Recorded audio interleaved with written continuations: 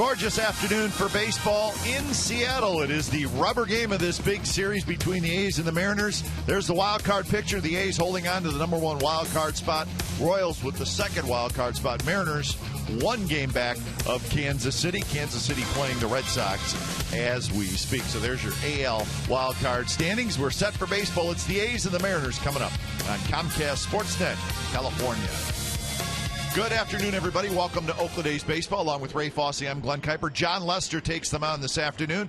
These are the kind of games the A's acquired Lester for, and he's coming off a great start in Chicago earlier this week. You try to win a series, you'd like to have the big guy, and Lester is that for the Athletics. In his last start against the White Sox, they scored him some runs, and that's important. In 8 innings, first 5 innings, gave up just about 4 hits, so he did extremely well, especially with the called third strikes. You see a lot of those in the game after the first 2 were strikeouts with a curveball, swinging.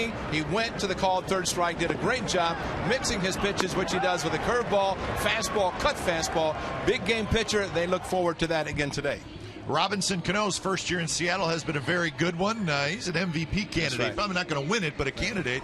And the A's have seen how good he is in this series. He is the complete package. There's a reason the Mariners got him from the Yankees for a lot of money. For 10 years, they got him, but he shows the power. They're going against Hamill to the opposite field. Sonny Gray throws a changeup. He pulls it to right field. That would tie the game. He can swing the bat, use the whole field, line to line. He can play great defense, kind of casual at second, but he's very confident in the way he performs at second base. Kind of a gold glove, if you will, the way he plays. But if you have that kind of package playing every day, not a bad guy to have at second base. So Chris Young is going to pitch this afternoon for the Mariners. He'll be looking for his 12th win of the year. Lester looking for his 15th win. So good pitching matchup. Rubber game of the series. A's want to end on a high note and head home for that big homestand. Now up next, we'll head back inside the A's pregame live studios for a sports update.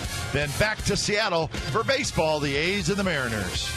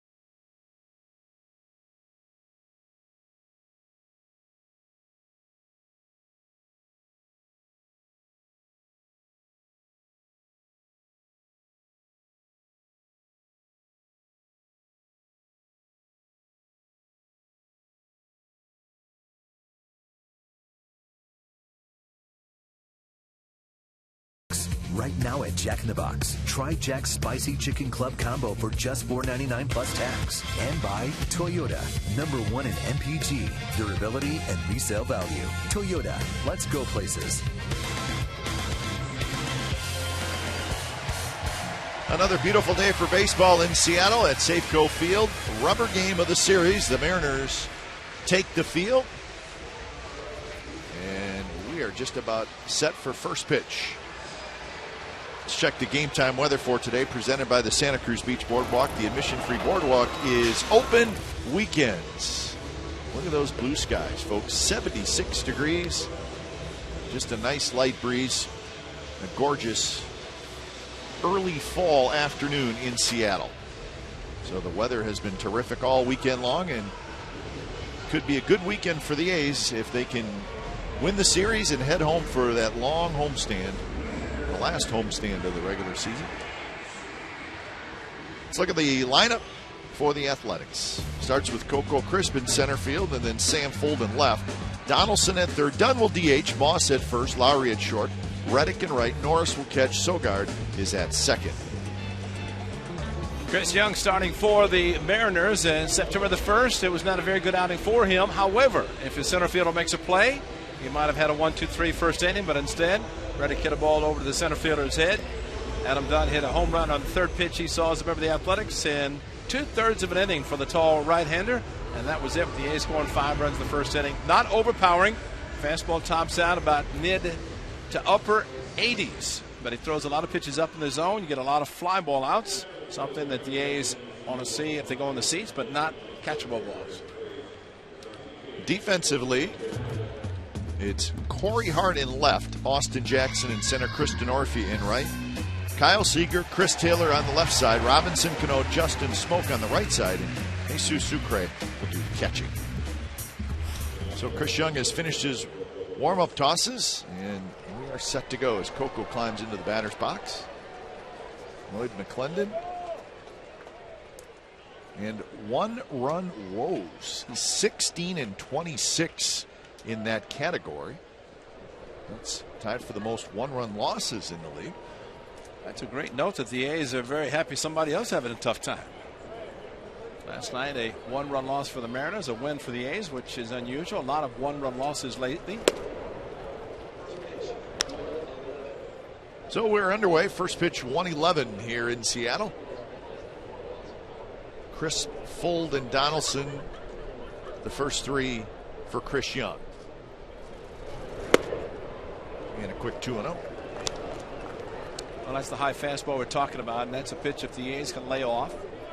Jim Wolf, the home plate umpire, see if he continues to call that pitch up and out of the strike zone, which those first 2 have been.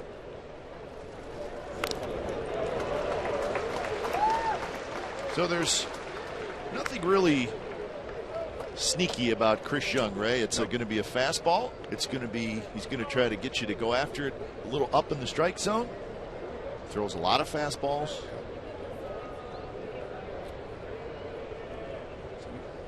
And that's what happened. Lots of fly balls. The only other guy who has allowed more fly ball outs in the American League is Jared Weaver. Well, if this big guy is second with that number, then Jared Weaver in that category. But at least from Chris Young's standpoint, he's pitching in a park which is conducive for a fly ball pitcher.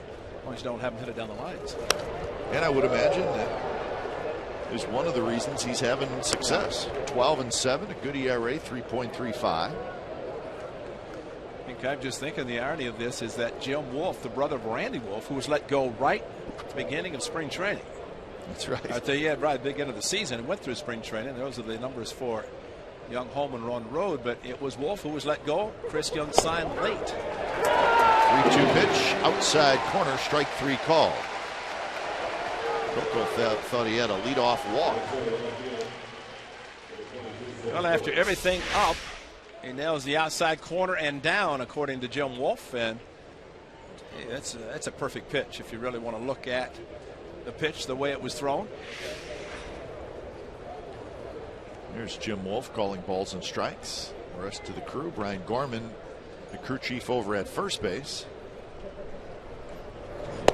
So here's Sam Fuld, who takes a first pitch strike.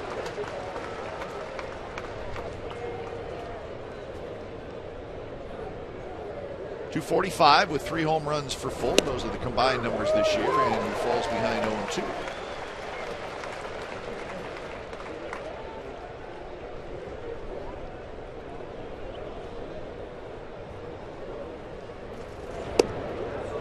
Chris Young works quickly.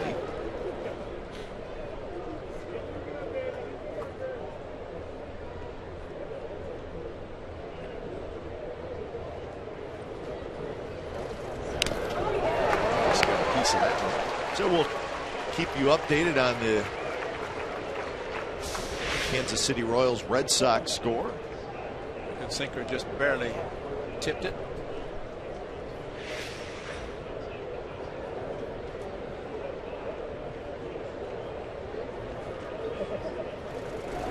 Two-pitch reach for poke foul.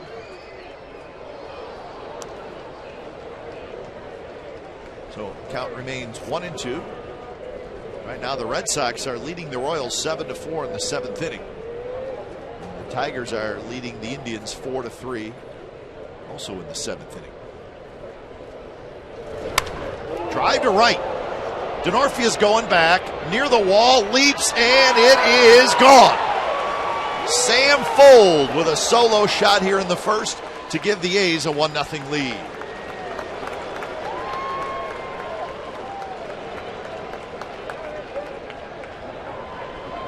He will not hit a lot, but some that he does are big, like the one in Houston, a 2-run shot off Qualls to win the game, and this one he gets the tunnel as the A's get on the board in the first inning.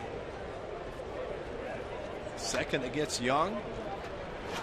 And Sam Fuld, that no stride sometimes helps, and looked like it was a high changeup that he threw him. Left it up, and like Cano last night, and Donaldson. Home runs. It's always nice to, especially in a big game, big series, jump out ahead in a ball game.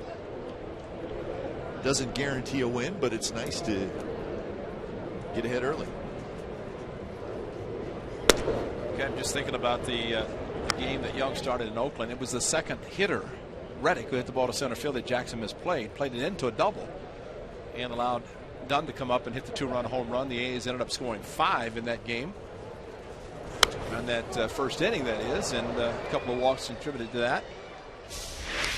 But Fuld, that is an off speed. That's just a flat-footed upper body swing. And it sounded good off the bat. Denorfia made it close as he went back to the wall, jumped, and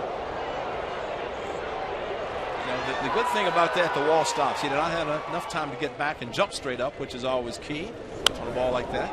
Look out. All right, everybody's okay.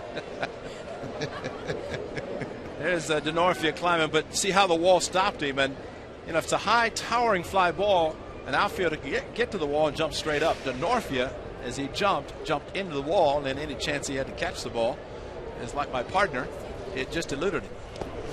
I eluded the baseball is what happened. Donaldson swings and misses. Sometimes, Ray, it's just not the right time to play hero. Hey, I was moving too. But watch this. Here we go up, and watch the wall get his left arm right there. He missed it just by a little bit. And maybe just the fact that it was a line drive, and again, not much of an opportunity. Walls are very hard. They will stop an outfielder as he jumps into them. And usually the glove is brought down and no chance to hang on, just like Coco and Anaheim. Even if you put the ball in your glove, doesn't mean you're going to keep it there. So here's Adam Dunn, who takes a first pitch strike. 22 homers, 60 RBIs for Dunn. 0 for 4 in this series. 2 home runs for him, both against the Mariners. One against this pitcher, and of course Felix on the Wednesday afternoon game at the Coliseum. So 0-2 to Dunn. Big shift on, as always, for Dunn. Swing and a miss. Got him with a high fastball. So 3 strikeouts for Chris Young in the first inning, but one bad pitch. Sam Fuld took advantage. Home run. A's lead 1-0 after a half an inning.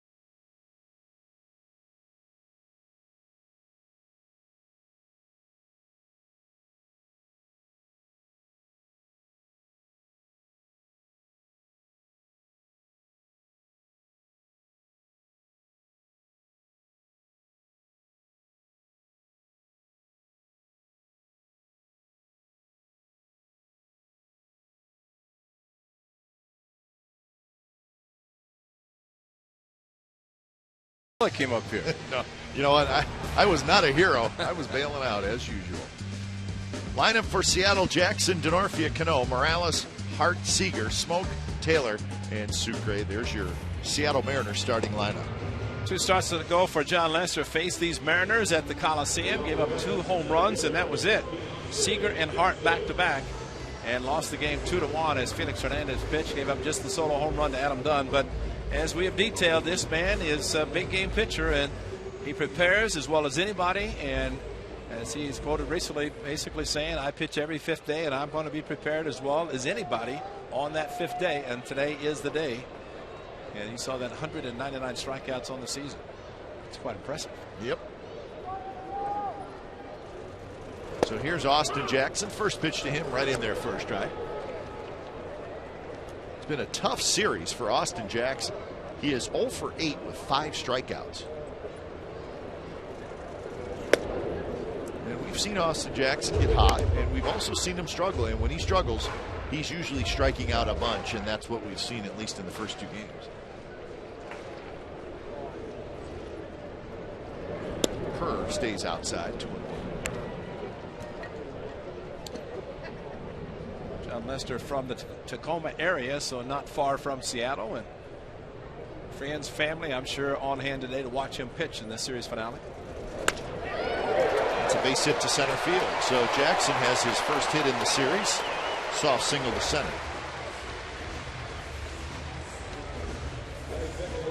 This is how the A's line up defensively. Fold, Crisp, and Reddick in the outfield. Donaldson, Lowry, Sogard, Moss on the infield. Norris once again behind the plate. When Lester missed with a curveball on the 1-1, missed badly, way outside, and of course made the count 2-1. And that's when Jackson hit the soft single to center field, and kind of a cut fastball. Did not just challenge him, but Lester is able to throw the cut fastball indoors, front door, back door. He can use it a lot of different ways. Denorfia tries to push bunt. He bunts it right up over the dugout into the seats.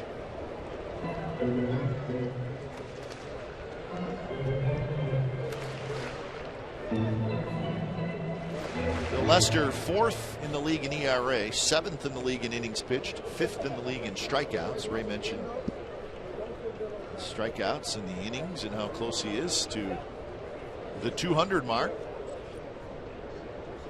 He's about as close as you can get, trust me. And one thing we've noticed as he's making his 9th start for the Athletics is that he's not opposed to ask an umpire about a particular pitch, stand on the mound and ask, and then talk to him after the inning is over if there's a pitch that he thinks is a strike. Well, and there's a way to do it, and he seems to know exactly how to do it. He's not afraid to go up to him and ask him. And it's not showing up the umpire to see where he ranks with the various categories, as Scott mentioned. Sitting on 14 wins.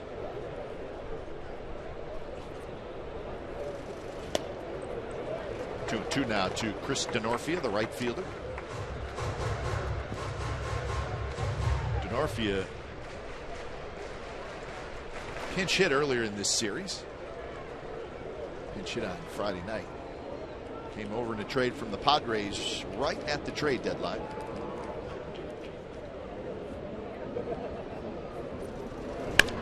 That one is just fouled on the third base line. Backhanded nicely. Ball girl. Left-hander. It's a nice play. Pick it. Yeah. Down on the knees. Sunglasses, helmet. Good effort. No sunglasses, just the helmet.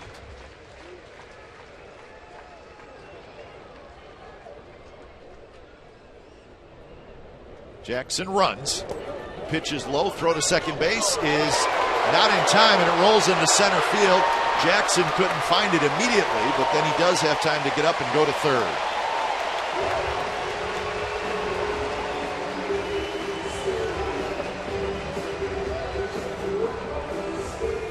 And Jackson has the speed, 17th, but he went on first move by John Lester. And the ball and the runner arrived about the same time at second base. Derek Norris with a throw with Sogard covering.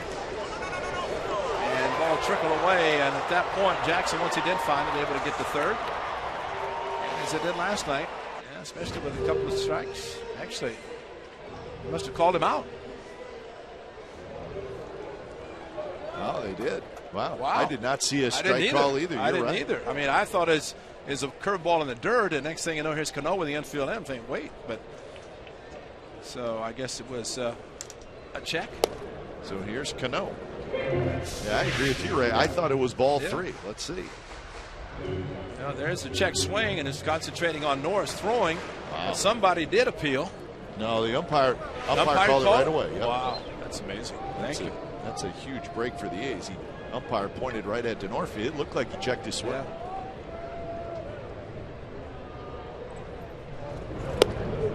Inside to Cano. Well, here's the side swing. That's not a swing. That is not a swing, and it's the break for the A's. In fact, the home plate umpire made the call, and there's a case many times you see body goes forward, bat stays back, and that's why I'm sure Brian Gorman had been 3-2.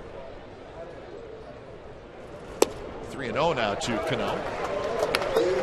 Andres Morales, the on-deck hitter. Lester already is snapping the ball back from Norris. He is upset. The pitch that he threw to Cano, the 1-0, missed inside. Snapped the ball back, and I don't think he won't be swinging here. Predictability, and usually 3-0 is the one pitch you can't predict. And he's not, and it's low, and Cano takes the walk.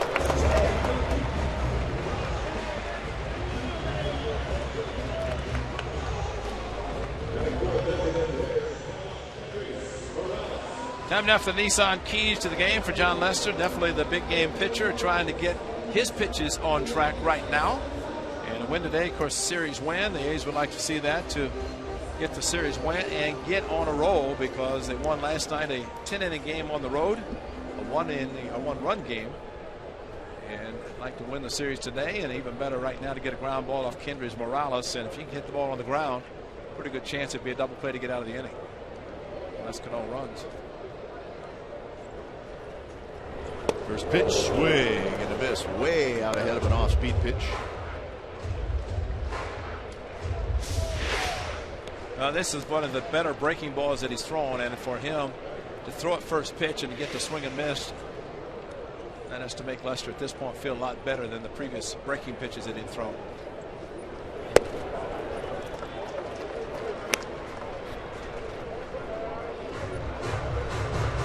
So 1-1 the count.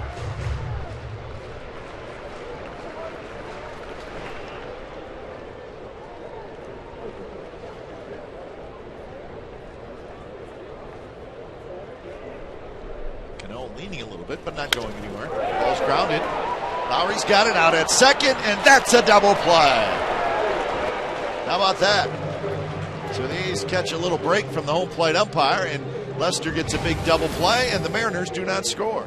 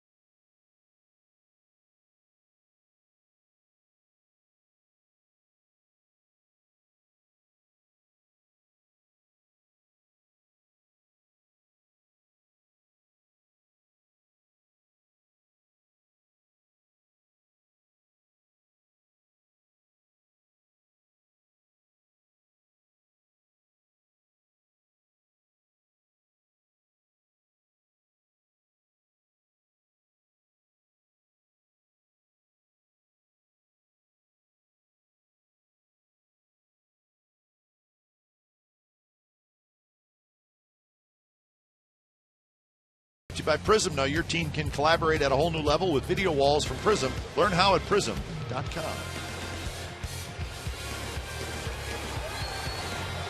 That's the kind of day it is here in Seattle, folks. Check it out. A's leading 1-0 over the Mariners. What you know about Diamond Vision? They must have been showing the Seahawks. Diamond Vision just showed a Seahawks play, and the place went crazy. They love their Seahawks for good reason. Yeah. How about that for John Lester? 20th ground ball double play, and say sometimes a walk is good, and the walk to Cano turned out to be great. So Moss, Lowry, Reddick to hit.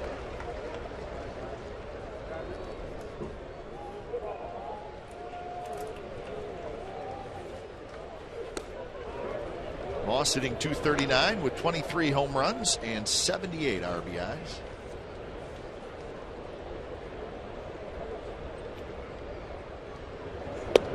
And it's 1-2.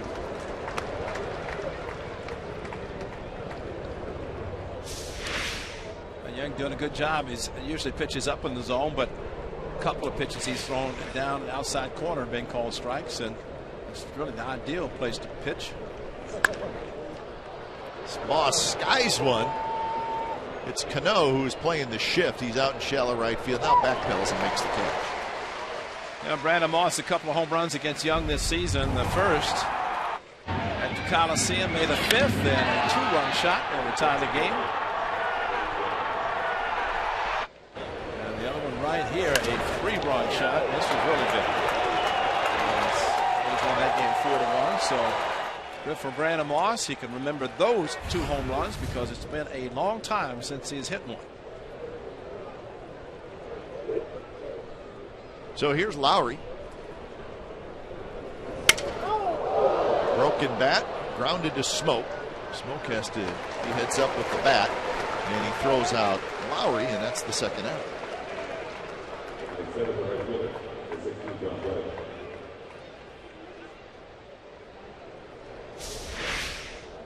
Well, you throw 87 with a little sink, you can break some bats, and I think Jed Lowry might have been looking for just a little bit too much. Fortunately, Jed did get the walk last night in the 10th inning. Walk with the bases loaded. Struck out a couple of times last night. This is 0 for 4, but a 4-pitch walk against Fernando Rodney in the 10th inning. So here's Reddick. First pitch is high to Reddick. If you remember last night when Lowry stood at the plate on the 3-0, and then it was called a ball by Dan Iasonia. He said it's amazing how many times just kind of an automatic 3-0. If you're hitting, you assume a 3-0 close is going to be called strike. And he ended up standing at the plate, was called a ball, but he'd had the issue with the home plate umpire with Felix Hernandez earlier. He questioned the call on the 3-2, but it worked out for him to be able to get the call in the 10th inning. Looked pretty close. 2-1 to Reddick. Well, that pitch was certainly could have been called a strike, but I think the question going forward in that at-bat was Fernando Rodney going to be able to throw 2 more strikes? Exactly. And I'm not sure that he was. He was all over the place. Well, and to Reddick following him. That's right. Threw the first 2 out of the strike zone. To your point, exactly right. And last night he did walk 1 intentionally after the sacrifice, but to Coco, change up he took. That started 0-2, and then Callasmo, the fastball missed inside. And then to Jed Lowry, this is the pitch we're talking about, the 3-0, and Dan Iasonia did not say anything, and Jed very smartly stayed at the plate, really not trying to show him up by taking off to first base, but is able to anyway, and it turned out that was the difference in the game.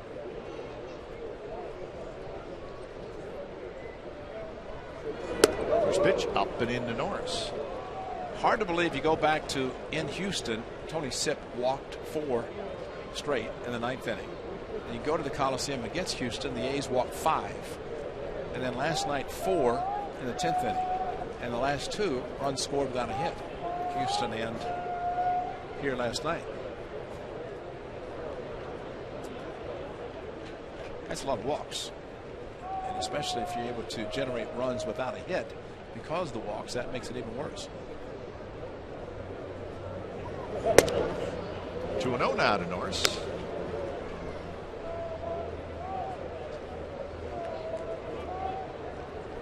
Red Sox leading the Royals 8-4 in the 8th inning. Tigers leading the Indians 4-3 in the 8th inning.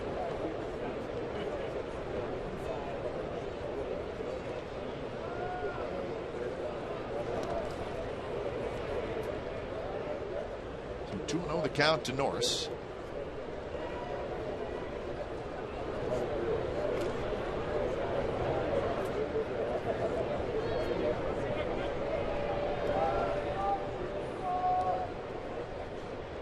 .271 on the year with 10 home runs. Check swing foul right back to the screen.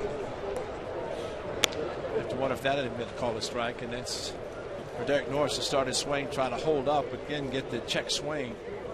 That's disappointing because you don't get anything out of it, and question whether it's even a strike or not.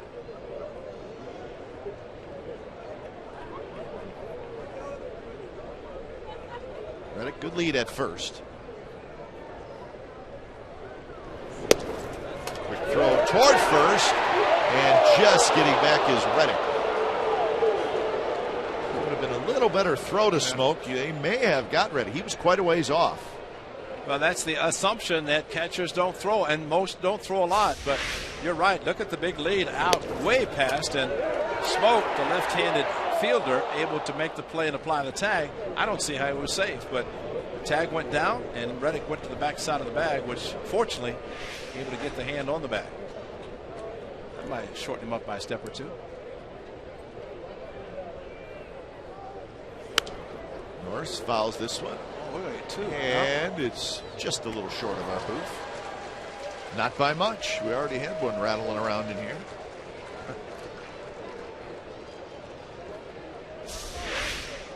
Now here's how close it was. Reddick, look at the left hand. If he had put the right hand, boy, what a great maneuver by Reddick, because if he uses his right hand, he's out. But he goes back with the left hand, and Smoke tagged the right, what he thought would be the right hand, but Reddick, very, very good move, just using the left hand. So 3-2. Reddick runs, and the pitch missed low, and the Yankees have a 2-out rally thanks to a couple of walks.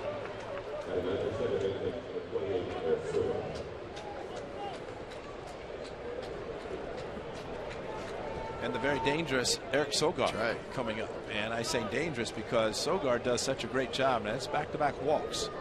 3-1, 3-2. And Sogard could do one of two things. He can be aggressive on the first pitch if he gets it, as he did with Felix last night. Or he could be patient and make Chris Young throw strikes. Throws a strike down the middle, he might be swinging.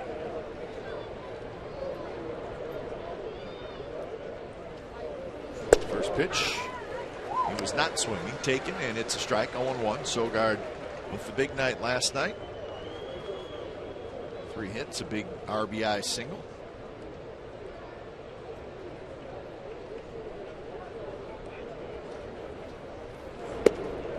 And it's a quick 0-2.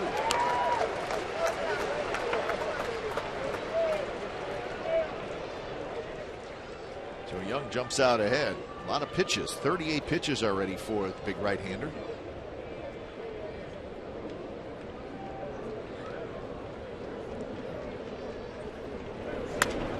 This one's hit high in the air, shallow left center. Taylor, the shortstop, gets out there. He's got it. Side retired. A strand a pair. Bottom of the second coming up. It'll be Hart, Seager, and Smoke. 1-0 Athletics.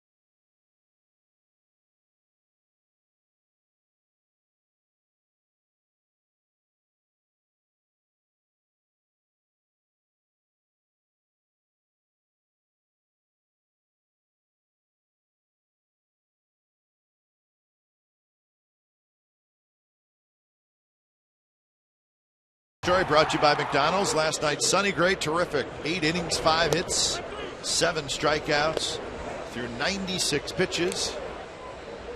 He has just mowed through the Mariners this year. So he did not get the win, but man, what a good performance, knowing who you're going up against. And he hung right with Felix Hernandez, and in the end, the A's got the win. So a no decision, but a terrific performance.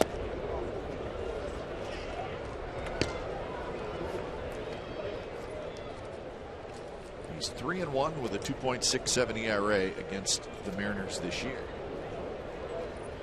Those are called great wins against Western Division teams, which you're going to see a lot. Talking about Felix last night, the A's saw him for the 6th time this year. So 0-2 to Corey Hart. And Lester quickly gets rid of Corey Hart with a strikeout.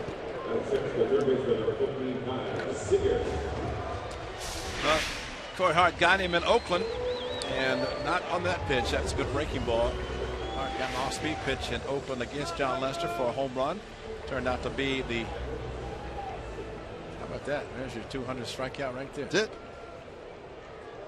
So he just went over 200 innings, and he just picked up.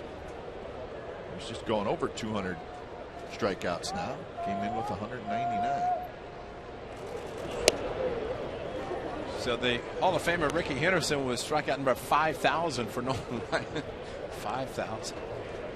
And they're both in the Hall of Fame.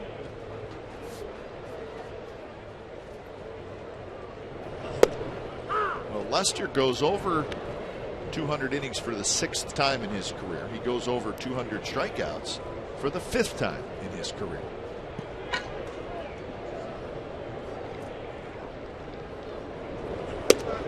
Breaking ball, and that's a strike to Seager. 1-2 the count.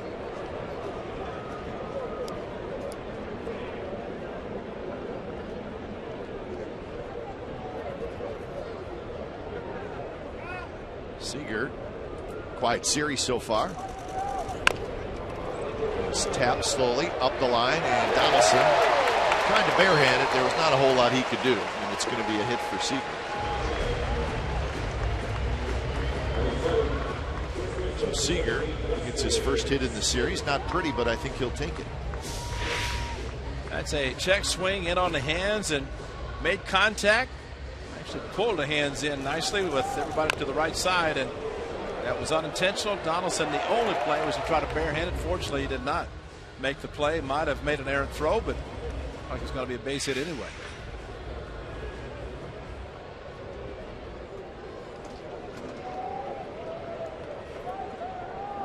So second hit off Lester, and here's Justin Smoke.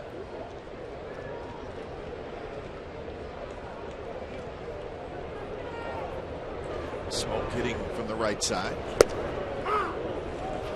If I stand corrected, Lester came in with 109 strikeouts. It was the Denorfia strikeout on the check swing, which actually would have been the 200. So when the guys put up the 200 strikeouts, 200 innings, it was not the Hart, it was the Denorfia.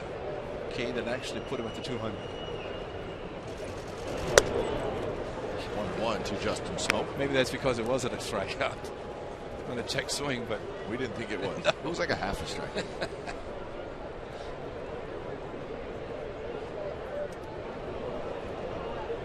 1-1 to Smoke. Chris Taylor is the on-deck hitter.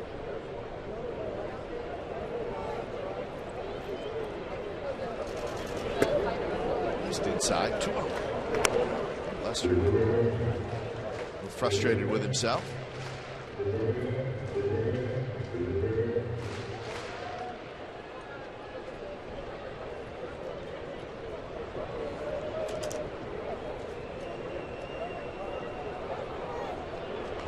Seager inches off at first.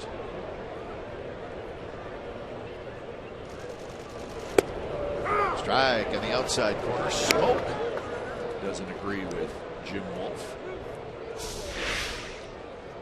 Well, outside, of course, the fastball that he throws, also the cutter, that more of a four-seam fastball.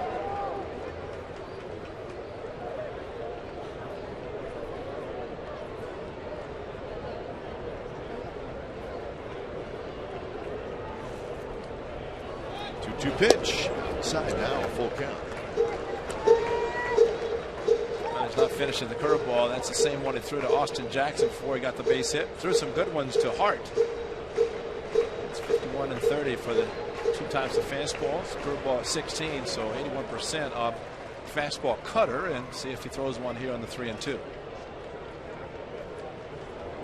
See if Seager takes off. He does. And Smoke takes outside. So Smoke walks, 2 on, 1 out.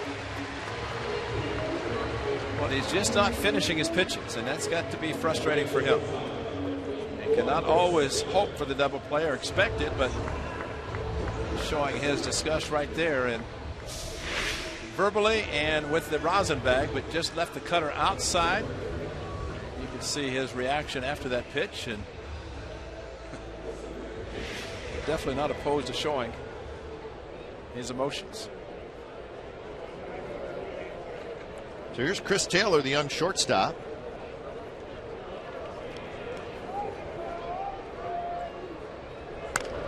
He takes a big rip and bounces it foul toward the A's dugout. Well, we saw him swinging early last night, especially when Jones got on base in a tie game. Just kept swinging through fastballs.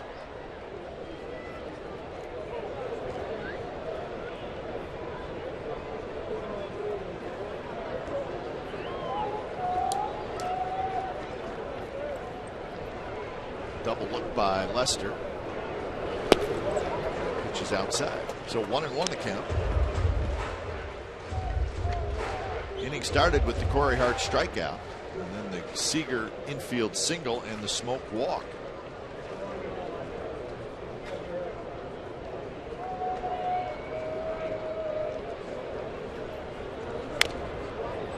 Well, Lester ahead in the count to the young hitter.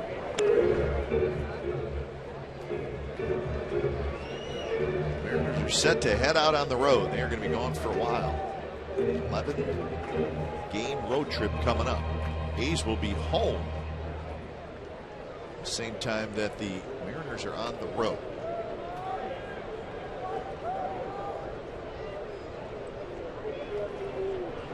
Swing and a miss, struck him out off speed. Big strikeout for the second out. Well, he adds and subtracts extremely well, and this time he got the curveball working, and maybe more of the slider. Maybe it's the curveball that's not breaking sharply to the outside part of the plate. Similar to one he threw to Hart to get him out.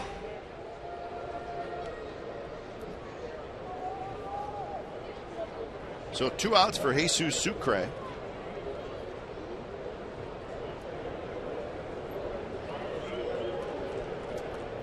He's aggressive as well. So they know the everyday catcher. Sucre gets some opportunities. That's more of the curveball, just not breaking sharply. And seems like it's the slider that he's finishing better and getting the strikeouts.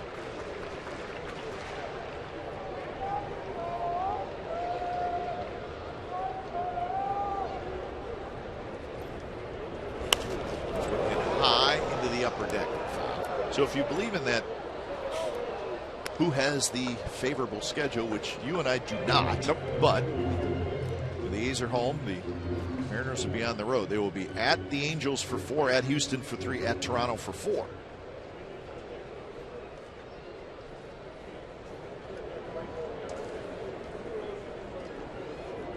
One pitch. Line foul. The A's will be home to the Rangers, the Phillies, the Angels, and then finish at Texas. So we will be keeping an eye on the Mariners from afar. Well, that's really, from the A standpoint, that's not an easy schedule. The Rangers are playing better with Holland back. The Phillies have an outstanding bullpen. It's 3 games against them. We know what the Angels can do. They have clinched the division by then. 1-2 pitch, and Sucre lays off. 2-2 the count. But I think from the A standpoint, Cap, we've looked the last 2 years when they've been the underdogs and they've ended up winning the division, but they've always played better late to accomplish the division, both 12 and 13. This year, it looks like they'd have to play better late and accomplish a wild card spot. Swing and a miss. Got him with that off-speed pitch again. So a couple of big strikeouts for Lester. In fact, he strikes out 3 in the inning. So we're on to the third. 1-0, the A's lead.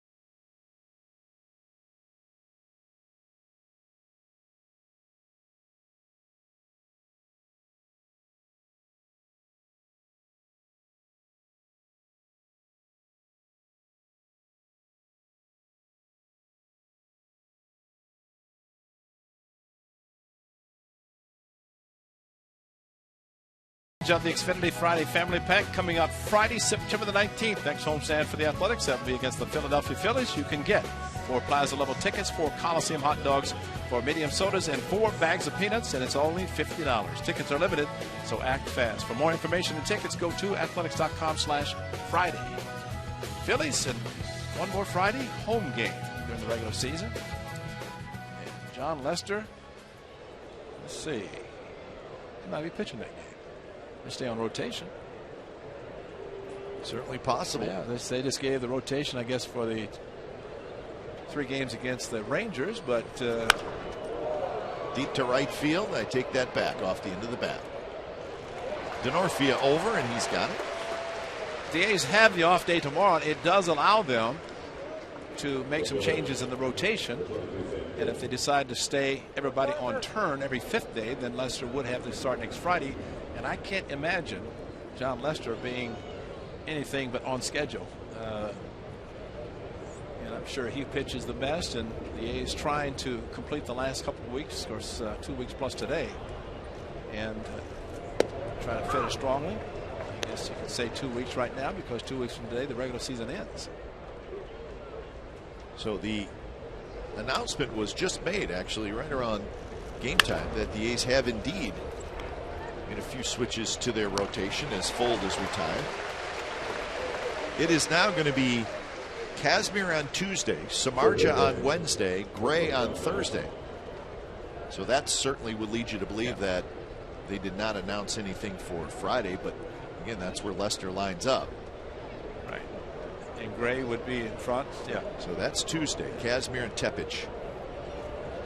So Wednesday, Samardzija, Thursday, Gray. And we're figuring Lester on Friday, but that is not official, so we don't want to go any further than that. So Kazmir, Samardzija, Gray coming up in that series against the Rangers.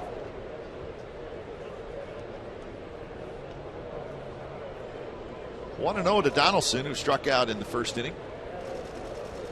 And he skies one right side. Smoke shading his eyes. Still fighting that sun a little bit. Makes the catch. So a 3-up, 3-down inning for Chris Young. We're headed to the bottom of the third. It'll be Jackson, Denorfia, and Cano. The A's with a 1-0 lead.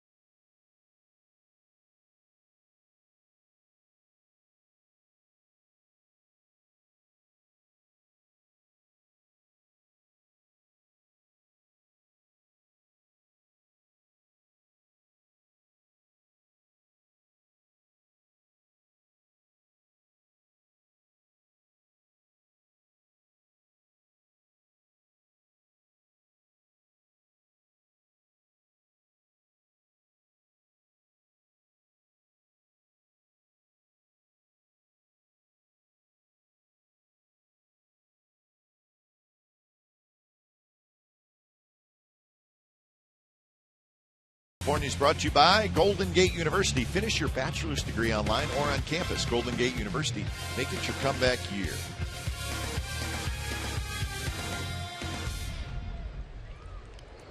Space Needle. Donaldson playing in. He gets a nice big hop, and Austin Jackson swings at the first pitch, grounds out, 1 out.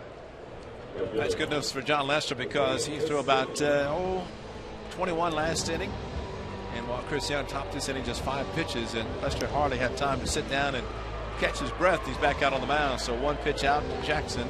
Good way to start this inning.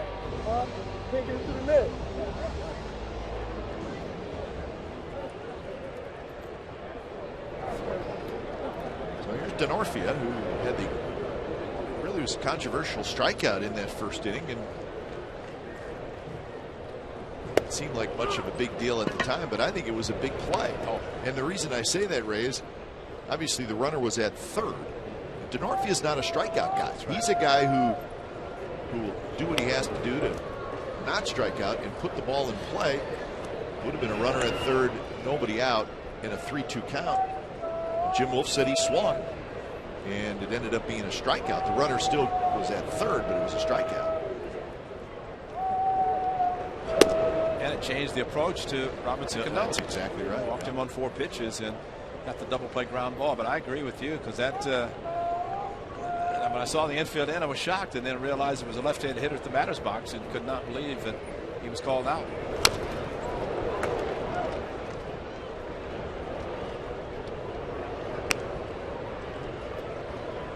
So 2-2 the count with Cano waiting in the on-deck circle. As you mentioned in Oakland about the number of times those two matchups right there with Cano and Lester being both in the Eastern Division of the American League. The Red Sox and Yankees seen each other 19 times in a regular season. No secrets there.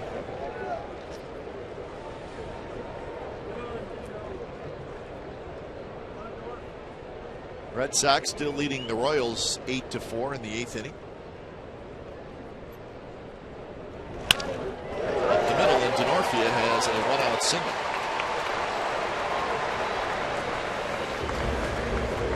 Well, again, he missed with a curveball outside, and he came back with a fastball inside.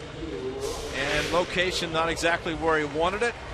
You see Derek Norris having to reach back towards the middle of the plate, and for a pitcher who pitches every 5th day, that's got to be so frustrating that you have a game plan, you have what you expect to be good quality pitches to be thrown, and then you miss location. It's got to be, well, sometimes you have to try to win without your best stuff, and maybe that's the case of Lester today, especially missing with the one good pitch that he throws, the curveball. Here's Cano, and the first pitch a bit high to Cano.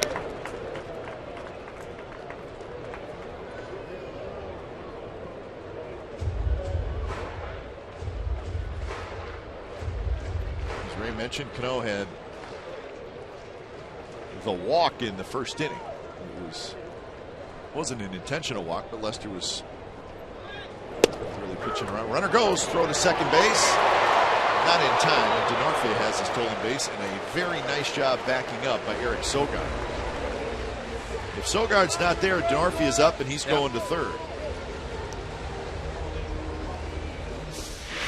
Now Denorfia going on the first move, high leg kick, and the ball into the runner, but you're right, Sogard, excellent job. And almost the point, and of course taken with a cut fastball. Really no chance, big jump by Denorfia. And you can watch Lester when he lifts his front leg, the right leg, kind of tucks it in, which means that the foot is passing the pitching slab, and he has to go to the plate at that point. Cano slowly hit. Lowry charges. He's got it, throws on the run, and they just get Cano at first for the second out. So Denorfia now at third. Oh, big swing, and that's by off the end of the bat, and obviously Cano that time smelling a base hit, running a little bit harder, but still nice play by Lowry to field and throw. One of the best in the game, as we have seen him do that consistently. So big at bat here as Kendrys Morales steps in.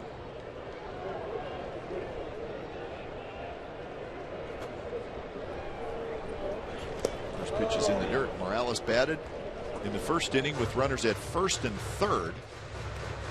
1 out, and he hit into a double play.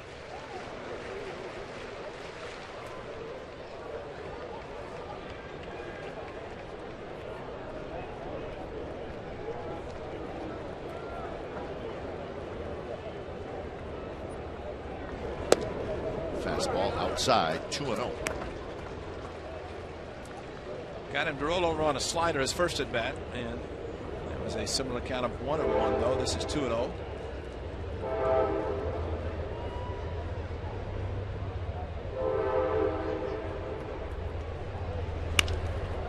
It was just foul past Denorfia, past Donaldson, and down the left field line.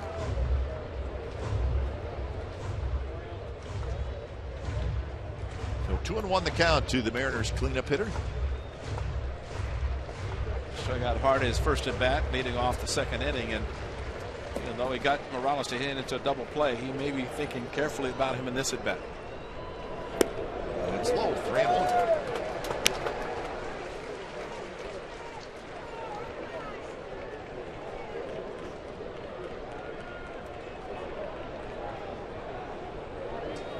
So see what Lester throws here to Kendrys Morales. Missed inside. Morales with the walk.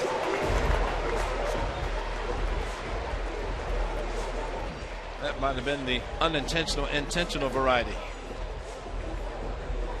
Maybe. I think there's a threat of Morales running as Jackson and Denorfia have.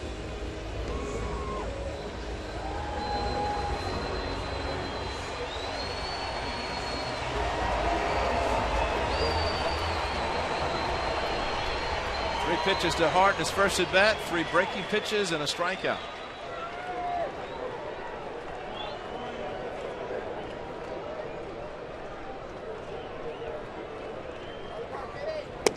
This time Hart takes the first pitch and Lester drops in a breaking ball for a strike.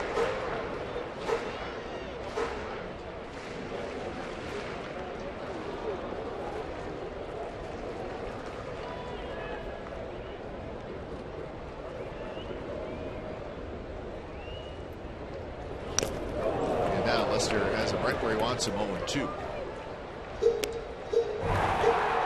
Well, Seager and Hart. This was September the 3rd, and of course you can see Lester looking at Seager.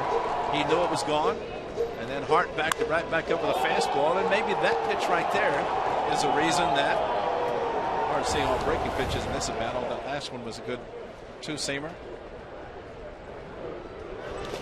It's blocked by Norris. Denorfia stays at third. That's the tying run.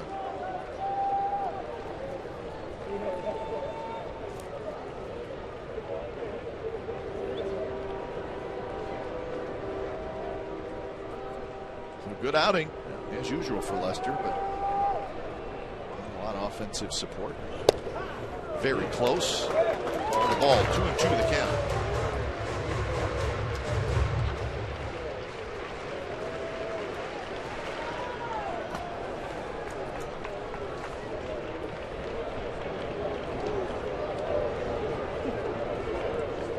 Number 59 for Lester. And here it is. Not close. It pops off the glove of Norris. So a lot of pitches for Lester in the early going. Well, this is a shock to see him miss by this much, and Lester kind of froze on the mound. Maybe he saw that Norris got a glove on, didn't go that far from him, but usually a pitcher would break towards the plate. So full count. Morales, the runner at first, will be taken off. He does, and the pitch is bounced foul.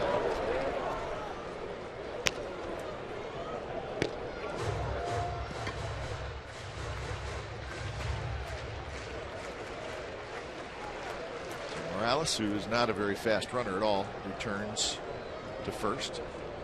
So the head start's going to help him. They got a fastball on that 3-2. See if he throws a breaking ball. I might have more confidence in his breaking pitch. A cue shot. Moss has it.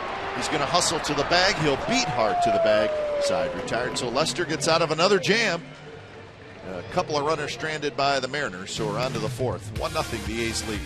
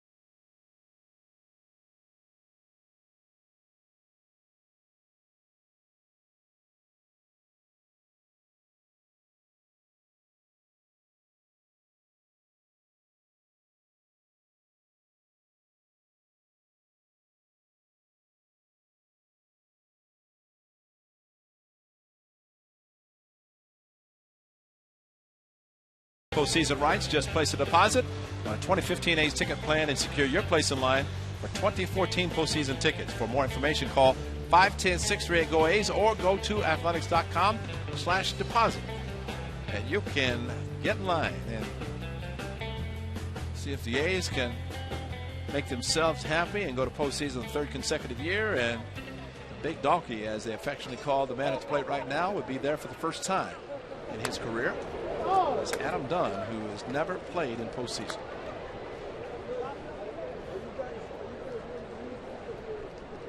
Dunn struck out in the first inning.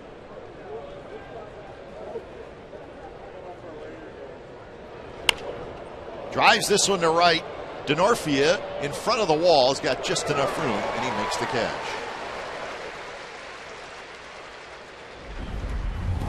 Out against Chris Young in Oakland. Welcome the big guy, and he got the change up and lofted it to right field. And as Brandon Moss told him, that was a Coliseum beautiful afternoon home run. He did one on Labor Day, and third pitch that he saw as a member of the Athletics, a 2-run home run in the first inning. Like he gave him a hook 'em horns to Josh Reddick. First pitch to Moss in first strike. Did we ever see the golf cart? Is it on the plane or anything to one that Sale and Danks gave Dunn? I don't know. I don't know if it's still outside the clubhouse in Chicago. Do not have a golf cart update. Steve Vucinich can do a lot. I don't know if he'd put a golf cart on the plane. Moss fouls it straight back. It's a final in Detroit. The Tigers beat the Indians 6-4. And that, Ray Fosse, is a 3-game sweep. So a big series for Detroit and a tough series for the Indians. Unfortunately for the Indians, same thing happened last year in Cleveland. A big 4-game series that Alex Avila, who was a hero last night, did it to them in the first game in Cleveland last year. It kind of sent them south. You know what, Ray, as Moss strikes out, Indians had a lead in that game, but Tigers scored 2 in the 7th, 2 in the 8th, won 6-4. An off-speed pitch for Brandon Moss out in front and missed it. It's kind of what they did yesterday too, wasn't it? That's exactly right. Game 1 up.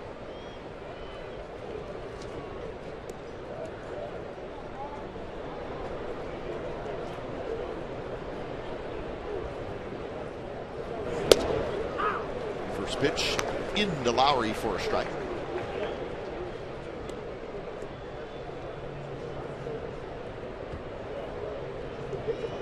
Lowry bounced out to the first baseman in the second inning.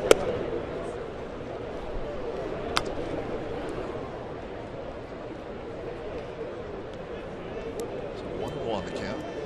So the Tigers, with that win, they're going to wait on the Royals score, and the Royals are losing 8-4 in the ninth inning. Could be a good day for the Tigers. Nice play by Smoke. Side retired. That's 7 in a row. Retired by Chris Young. Bottom of the fourth coming up. It'll be Seager, Smoke, and Taylor against John Lester. 1-0 A's.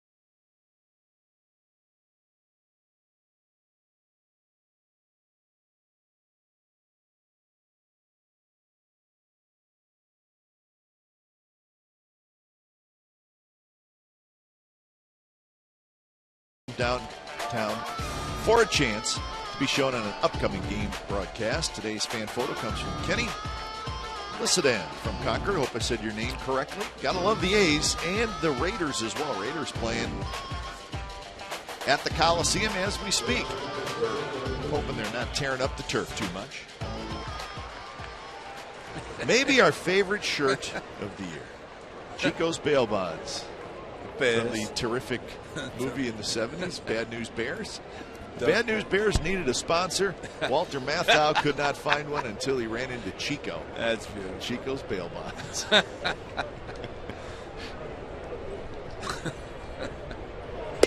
What a great movie. Yeah. Especially with Matthau. That's right. Tatum O'Neal had the good curveball.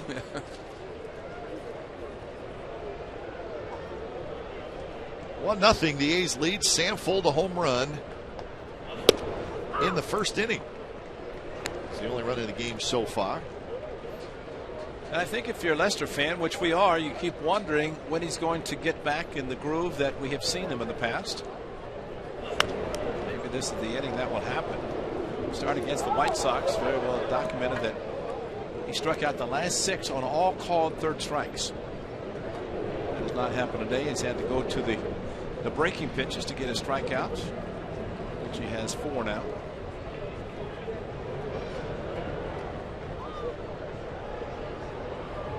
So 1-2 to Seager. Seager had an infield hit, check swing roller down the third base line. His first swing and a miss. Good curveball there. That's his best of the day right there. That's the one he's been trying to throw. He threw it to Seager. Been trying to throw it back door to the right-handers, but maybe this will be the beginning of using that pitch, especially to the righties.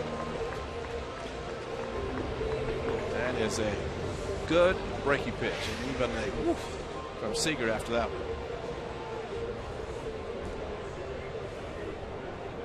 So 5 strikeouts for Lester, and here's Smoke.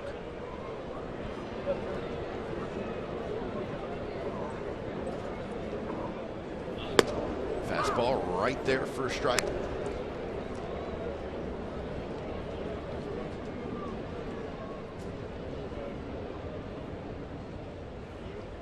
Smoke kind of walked his first at bat, and now it's 0-2.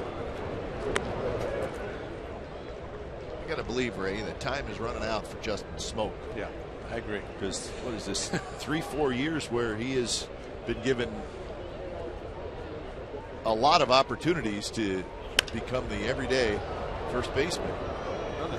And it's really kind of been the same story. I mean, he's hitting 203 this year. Let's see, Cliff Lee has been with the Phillies now. Is this his 4th year? And he was involved in the trade when he went to Texas for Smoke. And they tried to re-sign him, sign him with the Phillies, and a big deal, big contract. Smoke was highly regarded, but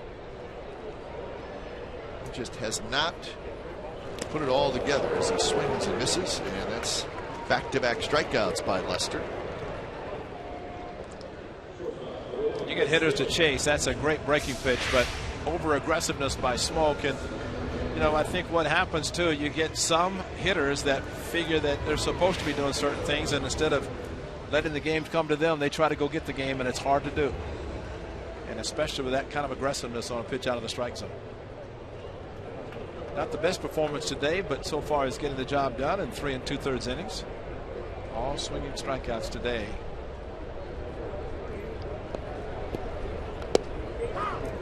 First pitch is a strike to Chris Taylor. So Lester looking for his first 3-up, 3-down inning. He's had a couple of base runners in each of the first 3 innings. Maybe he's settling in here in the 4th. I think from the A's standpoint, and granted, sometimes you could say to your pitcher, there's your 1 run, but give him a little breathing room, because one swing of the bat in a ballpark that seems to be helping hitters hit the ball out of the park or hit home runs, and normally that's not the case here, but weather has been very good for the weekend, and there's been some long shots.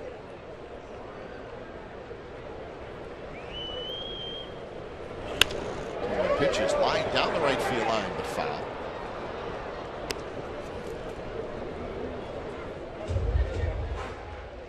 Taylor came to bat with runners at first and second and 1 out in the 2nd inning, and Lester struck him out.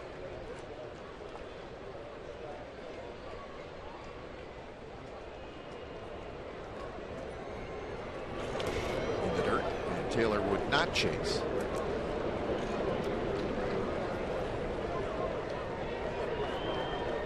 So a full count. Sucre would be next.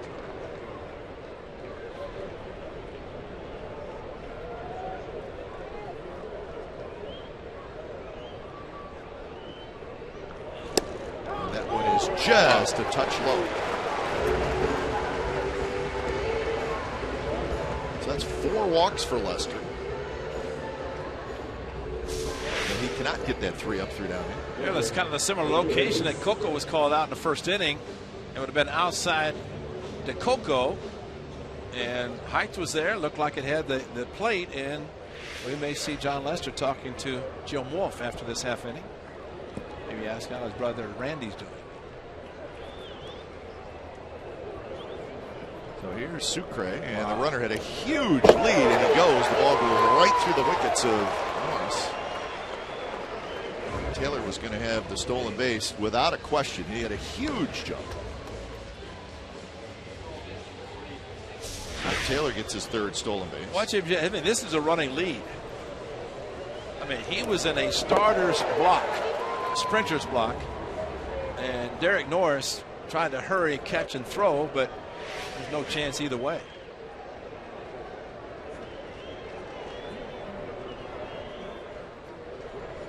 Pitch, breaking ball drops in for a strike. 1-1 the count.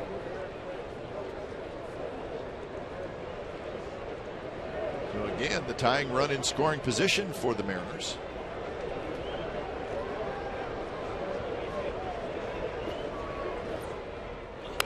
Sucre had a good swing, but now Lester ahead in the count, 1-2.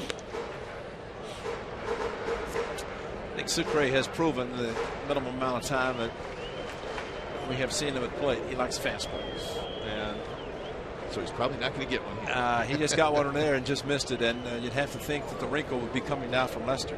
He took the one curveball and swung badly at a pitch first at bat for strikeout. It's inside with a cutter, 2-2 the count. Lester's done well when he's thrown the curve or the slider, especially to the right-handers. Throw it hard. Try to get the swing and miss. Donaldson scoops it up. Throws in time, and again Lester gets out of a jam. So 6 stranded by the Mariners through the first 4 innings, and we're on to the 5th. 1-0 A's.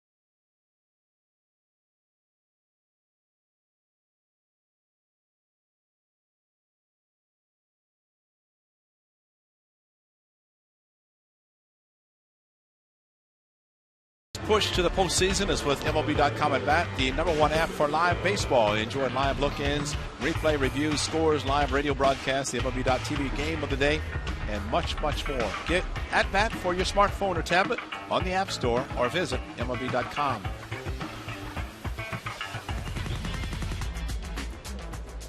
So 1-0, top of the 5th inning from Safeco Field in Seattle. Rubber game of the series and another good game. 1-0 is the score. These will have Reddick, Norris, Sogard, the bottom 3 in their order.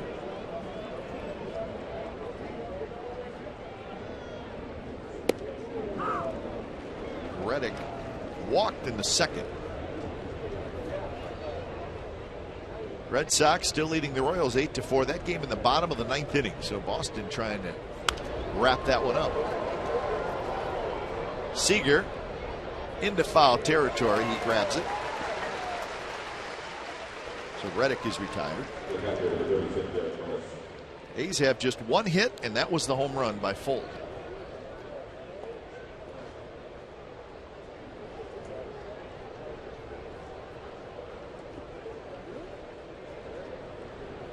It's amazing that the Mariners have had a lot more opportunities than the Athletics, but yet they trail 1-0. So far, John Lester has prevented them from getting a big hit with the runner in scoring position. But 1 run, although Lester is good, but 1 run, boy, you'd just like to see a lot more than that. Unless he pitches a no-hitter the rest of the way. Yeah, the Mariners are 0 for 6 with runners in scoring position, and they've stranded 6 through the first 4 innings. They've had a runner in scoring position at least 1 in every inning. So you're right. That's great. Lester pitching out of jams, but you're asking a lot for him to keep doing that. All it takes is a blue pit to drive in a run. That's exactly right.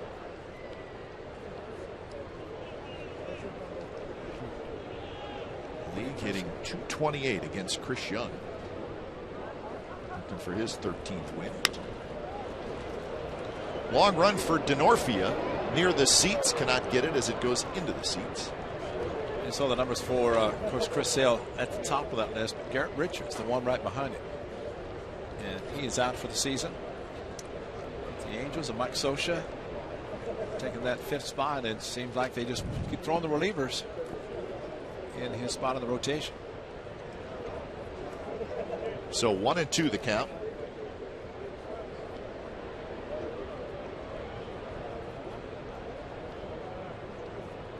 Norris walked in the second inning. Swing and a miss, struck him out. So Chris Young has indeed settled in. That's his 5th strikeout.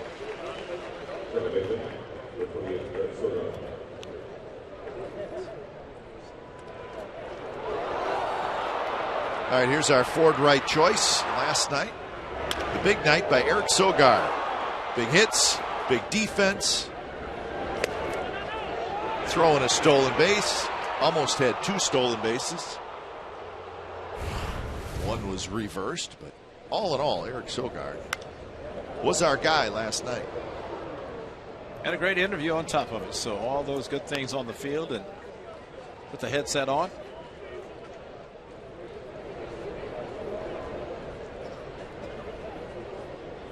Chappelle was asking Adam Roden, the video coordinator, of course, the one who handles the A's challenges.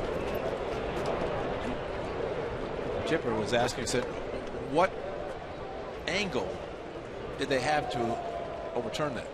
And really, there was never an angle that we kept seeing, and couldn't tell whether the hand got in under his knee. And I think he told us afterwards that he got to the bag, which meant he got through the tag of Taylor. His foot on the ground or his leg on the ground. Little pop-up, shallow left field. Hart is there. He grabs it inside, retired. So that's 10 in a row retired by big Chris Young. So he is rolling along. And it's 1-0. A's leading the Mariners going to the bottom of the 5th.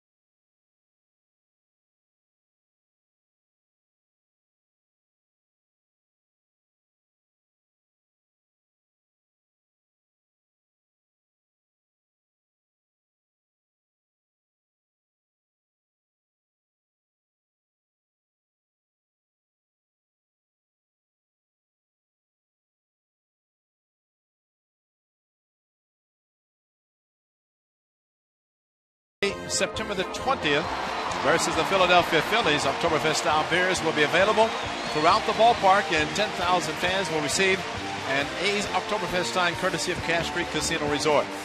In addition, fans may purchase a special ticket to attend a Brewmaster meet and greet that includes a commemorative Oktoberfest ceramic stein. For tickets, visit athletics.com/Oktoberfest. Where's the music? Didn't hear any music. Can't hear it? No. Did it play? I can hear it right now. Well, I guess I just missed it.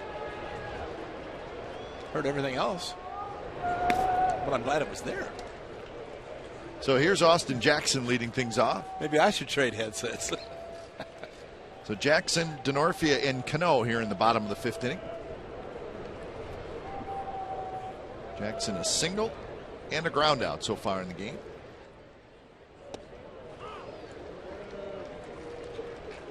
So this is the top of the order.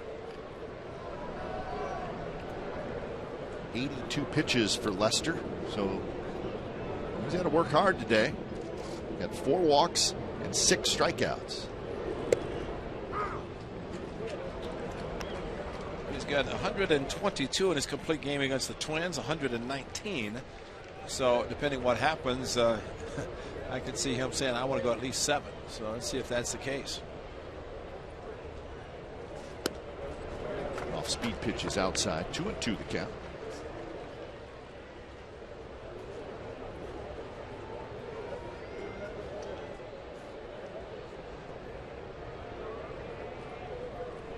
A little flare over first base. Fair ball. Reddick picks it up, and Jackson has a leadoff single.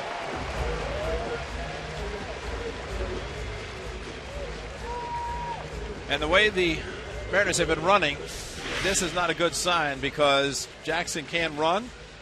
And he got jammed, lofted it to right field, and couldn't play shallow enough to catch that one, and it just dropped in fair territory. So Jackson has a stolen base, DeNorfia and Taylor. And 3 that really uncontested. I mean, even though throws have been made, but not much of a chance. DeNorfia strikeout and a single. And Lester right back into the stretch. That's the 4th hit he has allowed.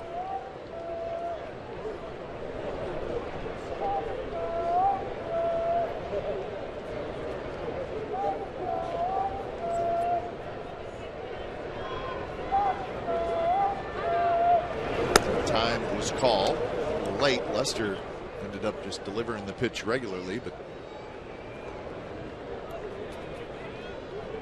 hitter will request time. Does not automatically mean he's going to get it, and they usually do get it.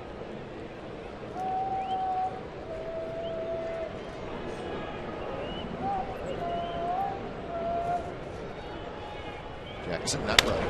The pitch is hit high in the air to right field. Routine for Reddick, and he's got it. So DeNorfia is retired. Well, that's a good one because a big out did not give Jackson a chance to run at least with DeNorfia at the plate. And maybe he thought he's going to get a pretty good pitch to hit because of the possibility of Jackson running.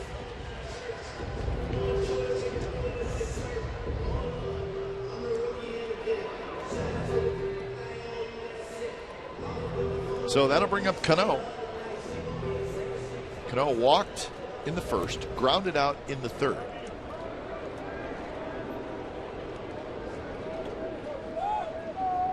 Jackson had the one-way lead towards second base, and you have to figure he's going to run sooner than later.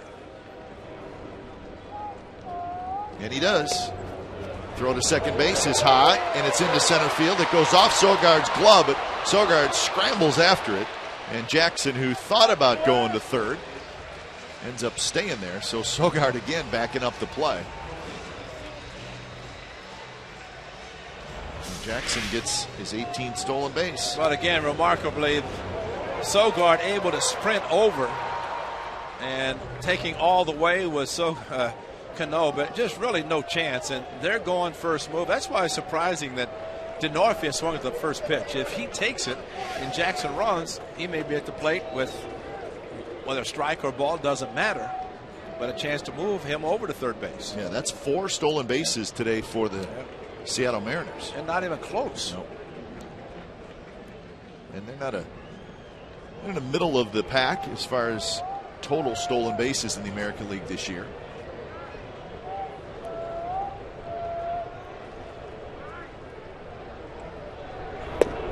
Cano takes outside. Lester wanted it. It's 2-0. Well, similar situation as the first inning, and Cano did walk, and it was a double play ground ball. But I would not take that many chances with Morales because the pitch count's getting up for Lester. And I would think Robinson Cano might expand his zone just a little bit to try to drive in the run. It's this one to left, and that's hit well. Full going back. He's near the wall, and he's got just enough room, and he snow-coned it at the wall.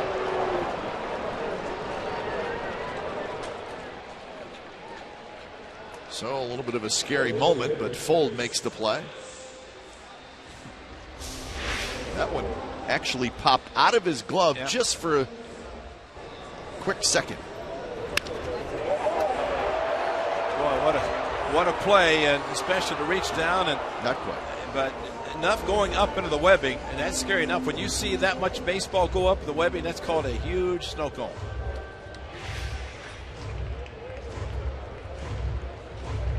We were just in Chicago. Dwayne Wise on the perfect game by Mark Burley. Scaling the wall, coming down, the ball popped out of his glove, and he caught it to complete, or at least help complete the perfect game by Burley. So here's Morales again with the tying run at second base. And the first pitch is right there for a strike.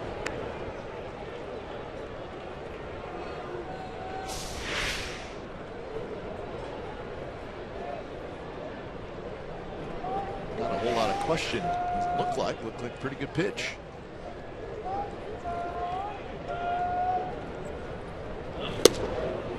Lester goes outside. So you saw him come in with a strike, go outside, missed with the ball.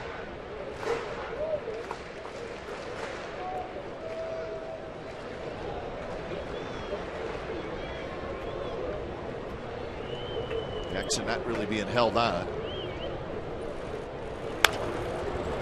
Donaldson grabs it, but it's foul. So 1-2.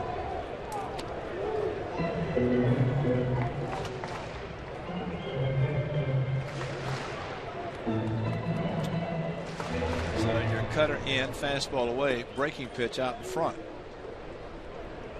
and rolled over. A Friday night opposite field home run by Morales to right center. Surprising power from the right side going that way. Now 2-2 on a very close pitch.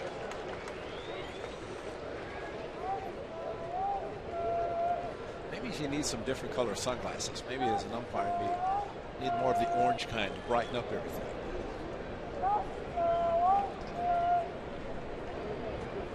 Jackson takes off. Swing and a miss. He struck him out. So Morales fails again, and Lester comes up big again. Another runner stranded in scoring position. Sixth inning coming up.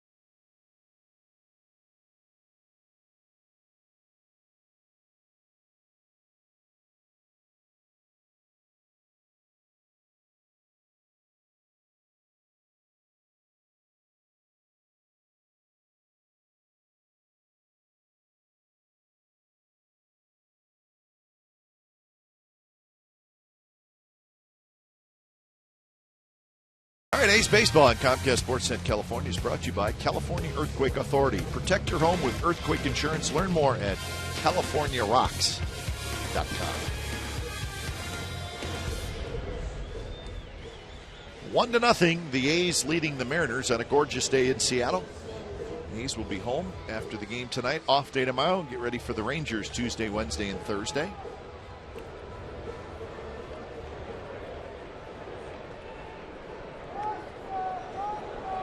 Chris Young will face the top of the A's order. Young has retired 10 in a row. First pitch in for a strike to Coco Crisp.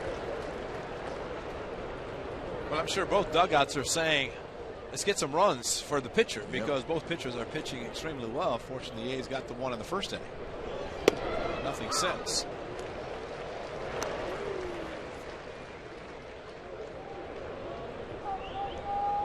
0-2 to Coco, who has struck out and hit a fly ball to right field. Coco 1 for 10 in the series. And he's got a hit. Drops one into left center on an 0-2 pitch.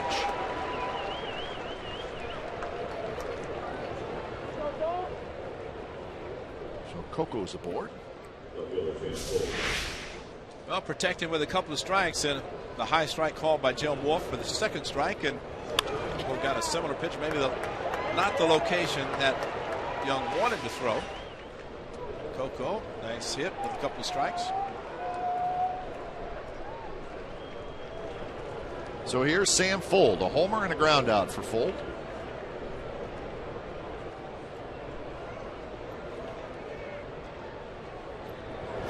Pitch out, nothing going on.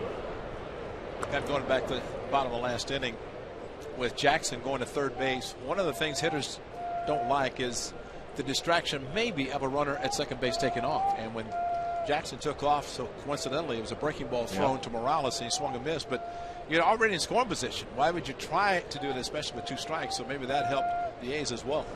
There we go. Bunted. There we go. Fuld hustling to first, and Cano got there just ahead of him and grabbed the throw. So Fuld will get credited with the sacrifice. He almost beat it out. They talk about bunting being a lost art. Well, Sam Fuld has reinvented it if that's the case, and it was that close. No collision this time. Similar thing happened, unfortunately, with Gentry running down the line. Sanchez, the White Sox, getting there late. This time, watch Cano. He gets the bag, stops, and then pushes back into fair territory. He did not run through the bag. Stanks threw him a high feed anyway, and that was in Chicago.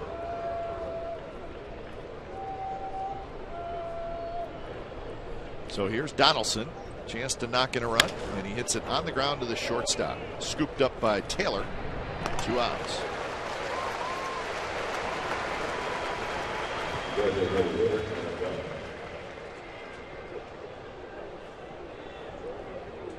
So now it's up to Dunn.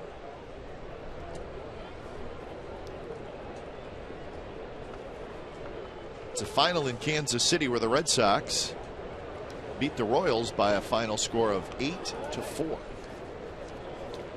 Adam Dunn in Chicago, a similar situation. Of course, the runner at third, it was Coco, and shot a ball into left field for an RBI single. And I don't know if he's going to get that many good pitches to hit in this at bat, but there's the gap on the left side. They are playing him to pull the ball. Taylor kind of close to second, but huge gap on the left side, and he's not opposed to going to left field with just a base hit to score a run. Takes that one for a strike. 1-1 to Dunn. Strikeout and a fly out.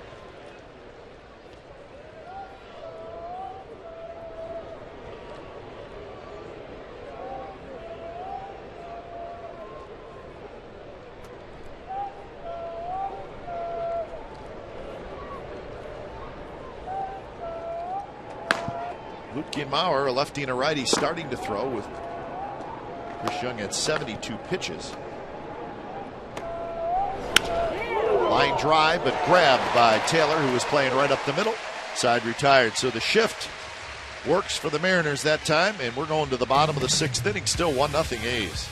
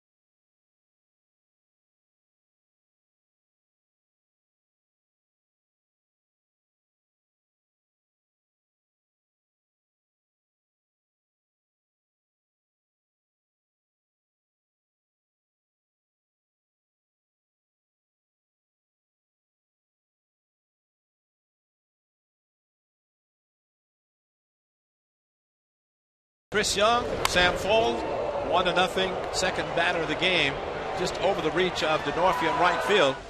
And then Chris Young settled down as he has given up nothing since then. Of course, a Coco Crisp base hit in this top of the inning, but John Lester has been equally as good. But for him, it's more of a Houdini act because he's had a lot of runners in scoring position, but found a way to get out of constant trouble. Matter of fact, he has not pitched exclusively out of the windup in one inning this game. 5 innings, he's left 3, 5, 7 on base in the first 5 innings. So see if he can pitch out of the windup in this, the 6th inning. Mariners are 0 for 8 with runners in scoring position through 5 innings.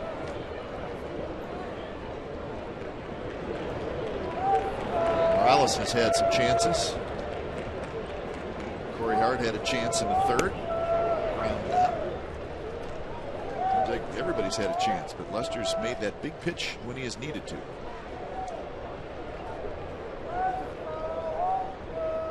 Hart with a strikeout and then that ground out. There's the cutter, and it just runs right in under the hands, and you can see by the swing of Corey Hart that this is a tough pitch. Yeah, it was a fastball when he started, then pulled the hands in, realized it was cutter, and of course he didn't have to swing, but that's what that type of pitch does to a hitter, even though he is less than 2 strikes. Well, the Mariners were open. Corey Hart would, even though he missed all of last year due to injuries, hoping he would add some pop to the lineup, but he just really has never gotten going. He's hitting under 200 now.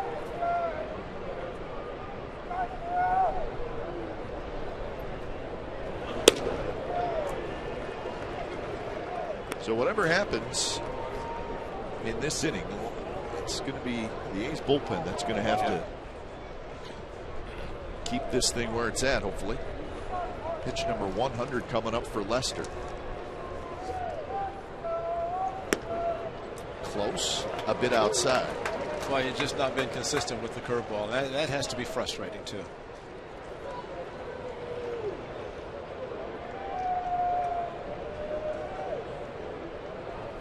So 3-2 with Seager to follow. That one's hit in the air to right field. Reddick's under it. 1 away. That's smart pitching. Try to get a power hitter to reach for a ball, and Hart did. Thinking about hitting a home run to tie the game. Got a fastball outside, realized it was a strike, and punch it to right field, and that was it. I was thinking about pitchers, hitters, players just in general sometimes when they're playing in kind of a hometown crowd atmosphere. In other words, family, friends, etc. John Lester from the area. I'm sure a lot of family and friends here watching him, but I don't know that anything like that bothers him. I mean, you pitch in a World Series, you got the world watching you. You got your family, you got your friends there.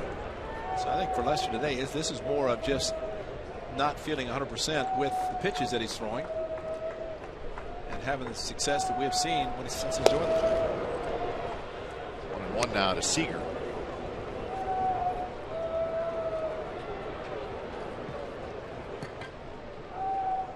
Seager, a single and a strikeout. He's 1 for 8 in the series.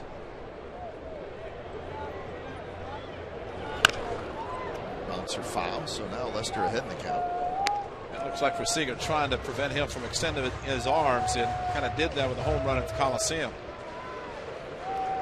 Pretty much all throughout this game, all 3 at bats, including this one, he's kind of stayed inside with everything.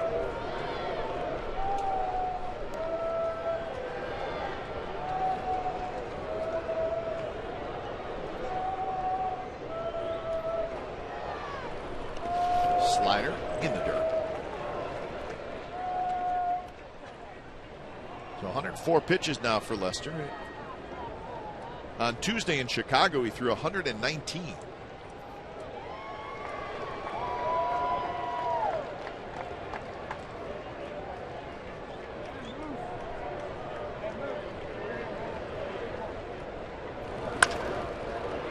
Hit hard. Nice play by Moss. To the bag. 2 outs. So 5 in a row retired by John Lester after giving up the leadoff single by Jackson in the 5th inning.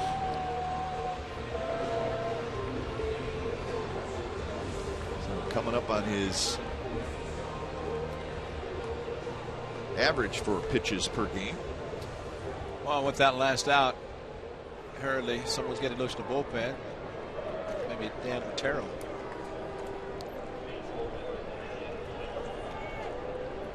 I was thinking if he could get through this inning, he might go the 7th. It's smoke out without additional pitches, a lot of pitches, but we shall see. And Otero, but sometimes you look at what a pitcher is doing, and ground out to Sucre to end a couple of innings ago. Loop hit by Jackson, but like you said, he's been pitching very well. And sometimes a pitcher's going to tell you, regardless of the pitch count, how he's pitching and how well he's doing.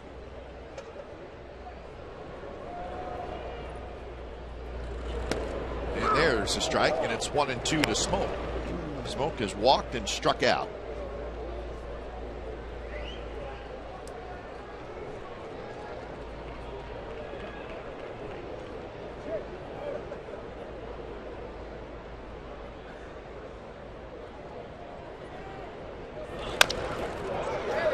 Defensive swing, grounds it slowly. Sogard has it, side retired. So Lester has his first 3 up, 3 down inning.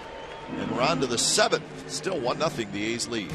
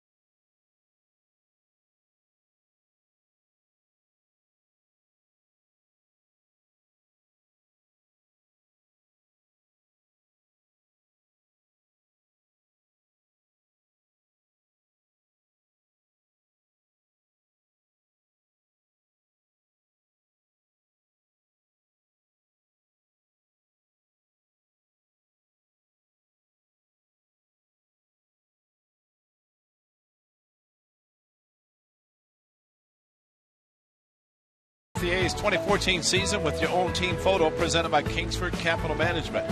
Sunday, September the 21st, a week from today, A's and the Phillies game. 10,000 fans will go home with the 2014 team photo. Perfect souvenir for collecting autographs. For information and tickets, head to athletics.com/tickets. Where are you? They didn't ask us to be in the photo, did they? Missed it. So 1-0. It's the top of the 7th. So Chris Young, who much different pitch count than John Lester. Young just threw pitch number 74. So he's going to be okay for a while. Yeah, to look in the bullpen, they're both working. The only thing about Chris Young, the fact this 3rd time through the batting order, and for John Lester, it might be too many pitches, and even though he's not giving up a run, but 4 walks, 7 strikeouts, and 110 pitches. Moss to right. Is the drought over? It is. 2-0 A's lead on Moss's home run.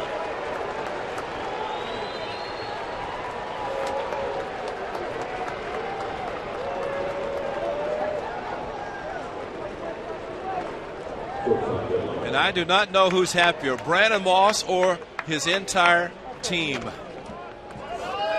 A smile from Bob Melvin. He didn't forget how to go through the tunnel. It had just been forever. First in 39 games. You go back to the Grand Slam he hit in July, a drought in August, and his third this season against Chris Young, and showed his home runs early, and now we can add one more to it against Young, and that's a big one. So 2-0 now, the A's lead, and Lowry a shot to right, and that's a base hit in front of Denorfia. Brandon Moss took a couple of pitches from Chris Young, and then on the 2-0, belt high, and Lloyd McClendon's going out, but that fastball 2-0, and Brandon Moss got under it, and not only got under it, but lifted it and smoked it to right field. So, sometimes third time through the batting order, things change, and Brandon Moss, happy man, as are the A's. So when it's time for change, think Speedy Oil Change.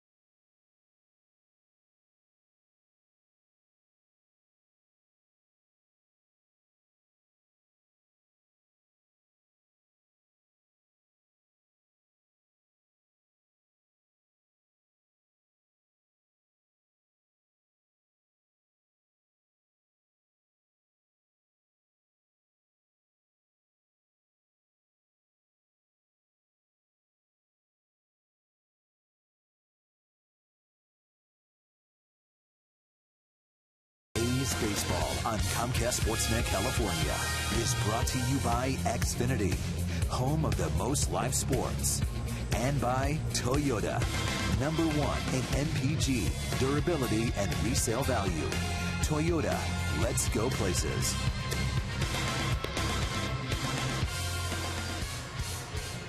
So Chris Young, 6+ innings, gives up a couple of solo home runs. So 4 hits, a couple of walks, 5 strikeouts, 78 pitches. So Mariners bring in the lefty, Lucas Luetke. So he's in to face Reddick.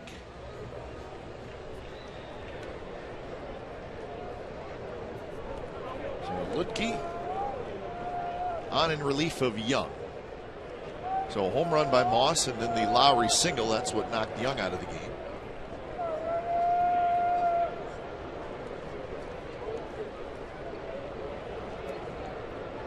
Reddick this afternoon, a walk and a pop out. First pitch swinging. It's went in the air toward right center. And Austin Jackson grabs it. So Reddick is retired on 1 pitch. Not surprised that when a right-hander starts against the Athletics and the way the A's will platoon, use a lot of lefties, and the first pitcher out of the bullpen usually is going to be from the south side, the left-hander, in this case with Luetke. Although, doesn't matter. 1 batter. Here we go with Lloyd McClendon using his bullpen. All right, so this should be fun.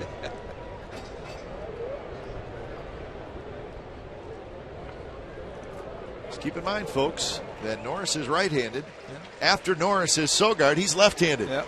So sit tight. The wheels are turning by the managers.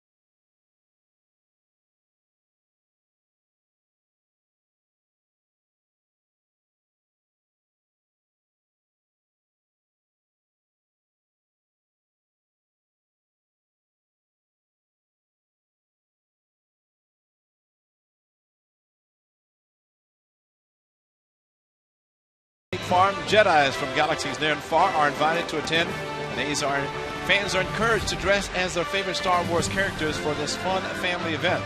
Fans can meet Star Wars characters during the game, and everyone at the ballpark will enjoy post-game fireworks set to the music from Star Wars. Tickets are going fast, so visit athletics.com/fireworks.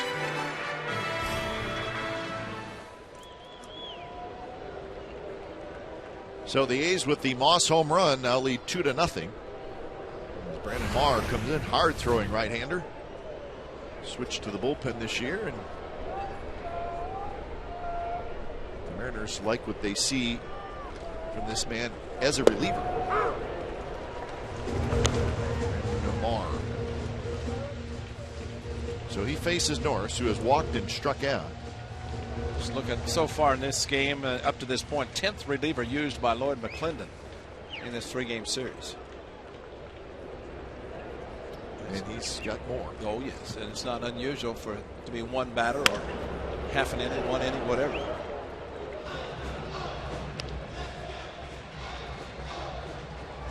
Marr, as we said, he started 7 games this year. His ERA was 7.52 in those starts. His ERA as a reliever is 2.35. That's why this may be where this young man stays in the bullpen.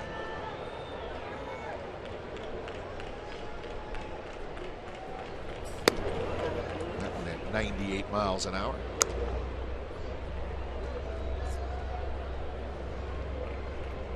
So 1-2 with Lowry at first. Top of the 7th. A's leading 2-0.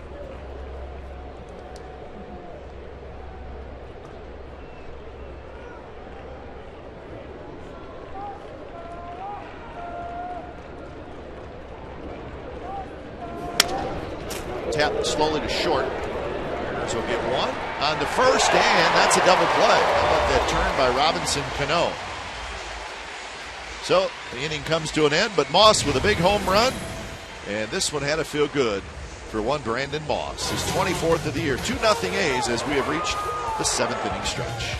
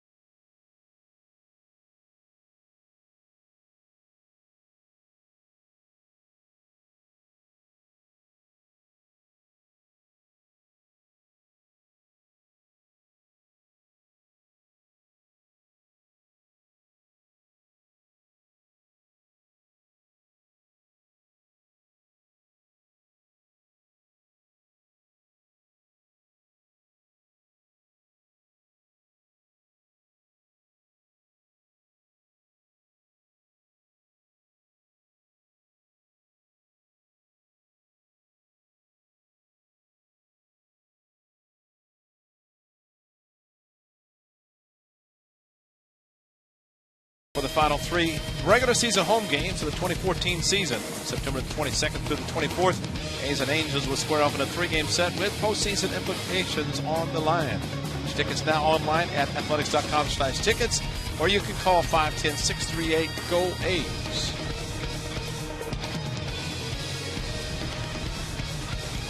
So that one coming up on this upcoming final homestand. A's trying to go home in a good mood with a series win. It's the A's 2, the Mariners nothing. When it's time for change, think Speedy Oil Change and Tune-Up, your oil change tune-up and smog experts. Dan Otero comes in, so Lester done after 6 innings. 6 good innings for John Lester, but he really had a battle for all 6. So Otero comes in for appearance number 65.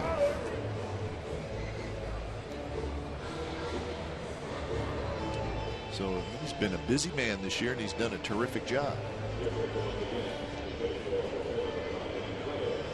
So he's going to face a pinch hitter. It's going to be Endy Chavez. Chavez hitting for Taylor. Lloyd McClendon figuring get a leadoff type hitter up there as a pinch hitter. And he also didn't start because of lefty Lester. And of course, with Otero the righty coming in, and Lloyd McClendon with the lefties on the bench can turn to them. You're right about the leadoff hitter, because he could have gone with Miller, who would probably go on at shortstop.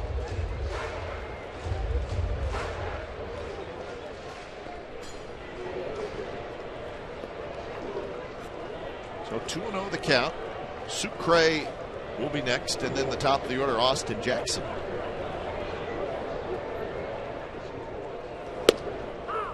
Otero gets a strike there.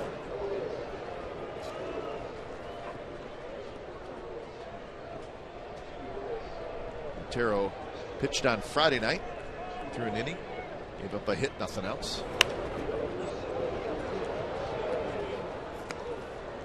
Certainly could be a good day for the A's in the wild card standings, with the second wild card team, the Royals, losing. And if the A's were to win this game, they would beat the team chasing both the Royals and the A's. That's the Mariners, of course. Angels are losing today. They're trying to wrap up the division. Angels are getting beat up 8-0 by the Astros. Angels' magic number is 4 to clinch the division. Only won 10 in a row. Yep. They're in a slump. Another foul ball left side. I think Logan Morrison has come out into the on-deck circle to hit for Sucre.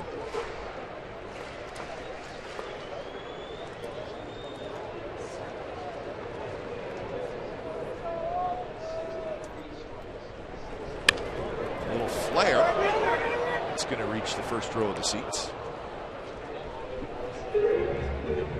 So good battle here. Endy Chavez trying to do anything to get aboard. And the shadows creeping towards home plate. They've been behind us throughout the game, but as this being the bottom of the 7th inning this time, and very soon the hitter will be standing in the shade with the pitcher throwing out of the sun. Another pop-up, another foul ball. So this will be pitch number 9 coming up.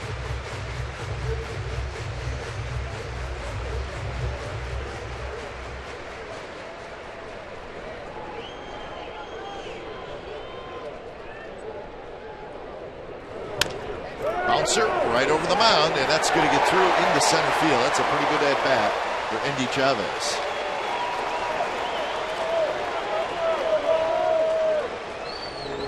And Otero, a ground ball pitcher, got the ground ball, but right over his head and right into center field, and like he left the ball up just enough that Chavez does that. Remember, he did it in Oakland with a couple of runners on base and hustled into second with a double on a very, very slow hit ball.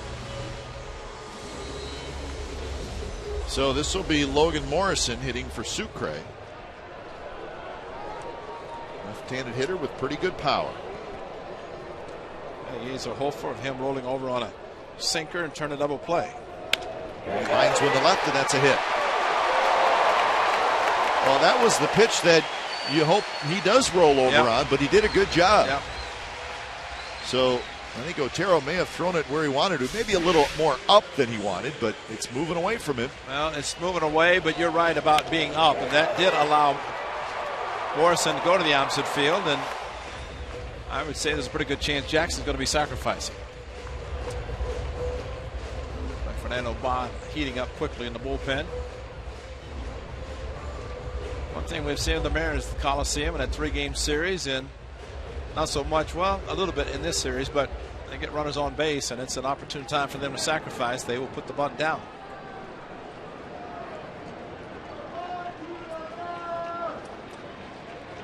So we're going to get a pinch runner as Morrison is done for the afternoon, and the very fast James Jones is going to run.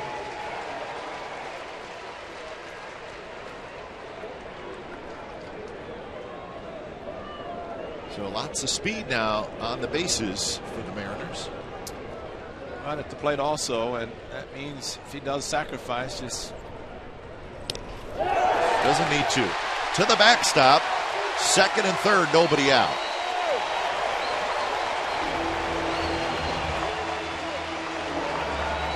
So that hurts. And he was bunting.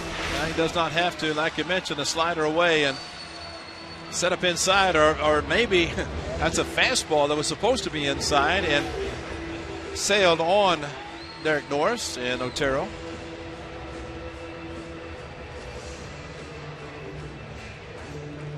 So Kurt Young tried to settle this thing down a little bit.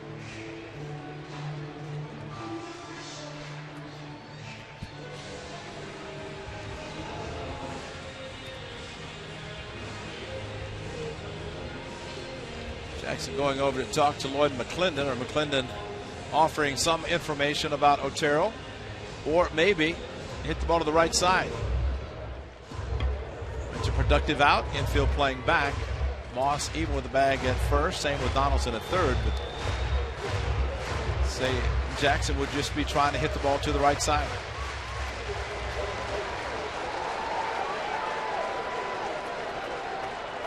And that's a good pitch right on the outside corner. 1-1.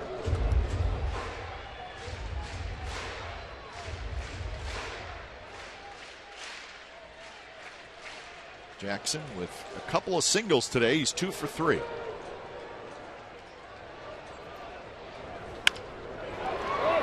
And that's not going to get it done. Moss backhands it, steps on the bag, and that's out number 1. Well, that's the best case scenario right there with Moss even with the bag. Very good effort by Jackson, but that, and we've seen the A's unfortunately roll over some balls, hit to the third baseman. This worked out perfectly with the inside out swing, and Moss able to grab it and hold the runner at third. Now, back-to-back lefties coming up, and Bob Melvin can make the move if he wants to go to the hard-throwing left-hander and Abad. He knows that Cano is not going to be taken out for a pinch hitter. Saunders could, with all the extra players, if he brought the lefty in. Well, so here is Saunders, who is hitting for Denorfia.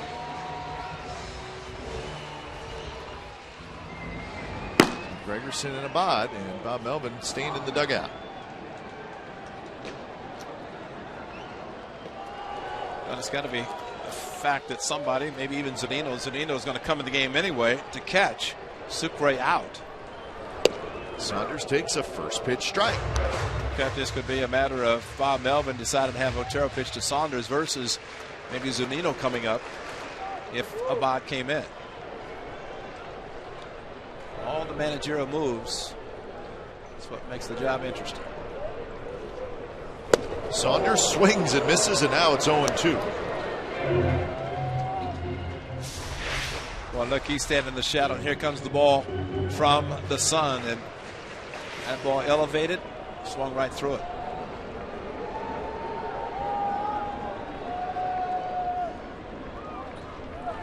Swing and a miss. He struck him out. 3 pitches, nothing but fastballs, and Saunders swings and misses. Went right up the ladder. And a half check swing by Saunders and didn't get it done.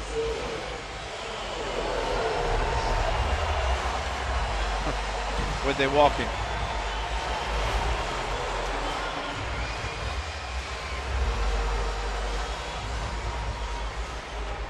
Yes, they are.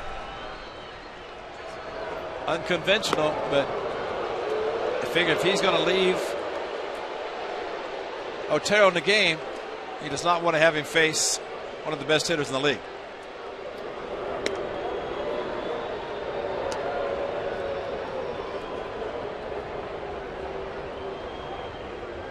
So it'll be Kendrys Morales again, who has had numerous opportunities in this game to do some damage, and he has not done it. That's after the strikeout. Bob Millman put up the 4 fingers, and the respect that Cano has garnered around the league, and that shows it right there. Although unlike last weekend, when on the Sunday it was the intentional walk to Altuve with second base open, first and third at the time. Unfortunately, Ahmad walked in the run, or a sac fly, then walked in a run.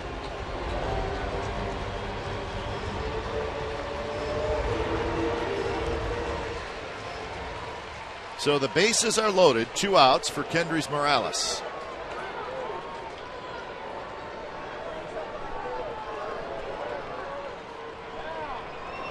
First pitch. Call the ball. Morales has hit into a double play, has walked, he has struck out.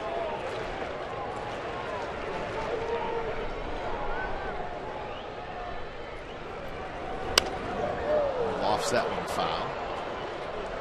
Donaldson playing way off the line and back at third base, and it's good to see Otero pitching out of the stretch. He's looking right at Endy Chavez, who comes down the line trying to distract Otero, but that's the difference of a pitcher in the stretch, a pitcher in the windup.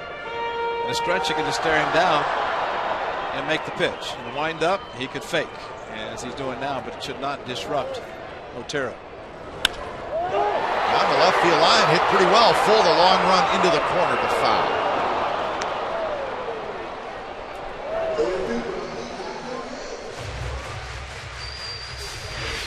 Three pitches away, and this one continued to go, and that time kept the fact that the ball was elevated. He got under it, and it was going to be foul regardless. Unlike with Morrison, the ball was about belt high, and he's able to guide it into left field. Would he go inside, bring the ball back? There it is. And it's way high, 2-2 the count.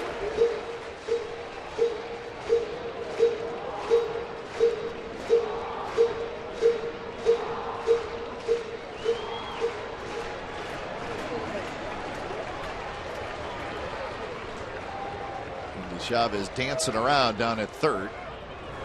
2-2 pitch to fold and left, and the A's are going to escape damage again. The Mariners had second and third and nobody out, and they do not score. How about that?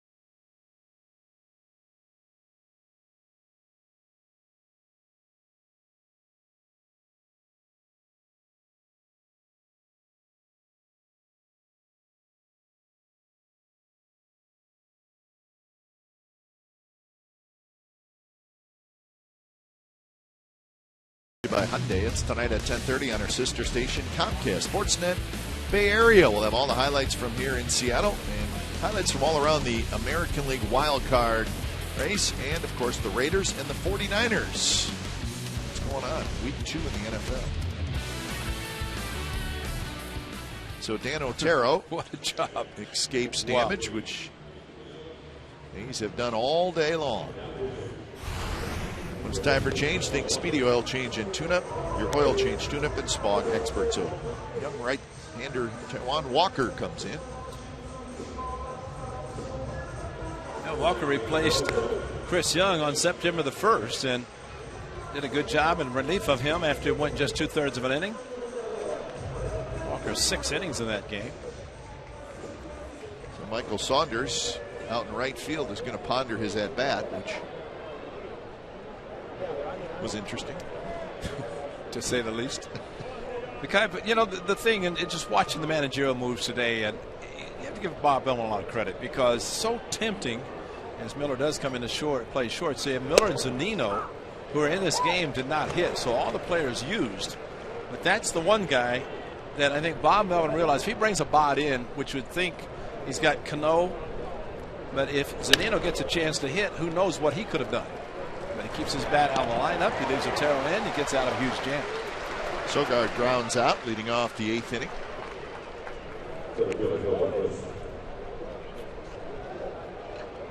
So 1 away. We'll head back to the top of the order, and Coco Crisp.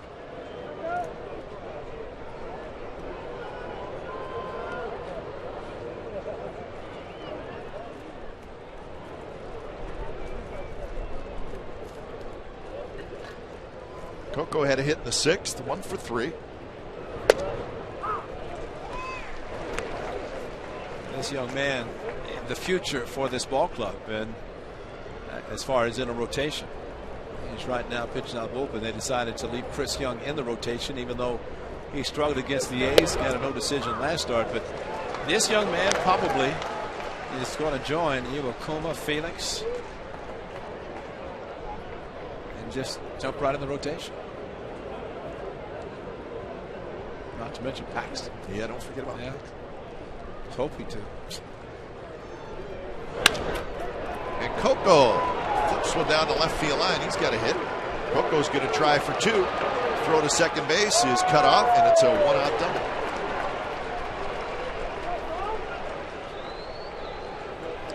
Coco, talk about not trying to do too much, which we've seen some at-bats today. We're not going to bring out any names, but how about not trying to do too much? Just like that. Just put it in play. Just slap, and you do put the ball in play, good things can happen. That ball spun away from Hart, who is not an accomplished outfielder anyway. Assuming there's still him out there. They've made a lot of changes, but Coco thinking too as soon as he hit it, and once it landed fair, he rounded the bag easily into second base, and good idea.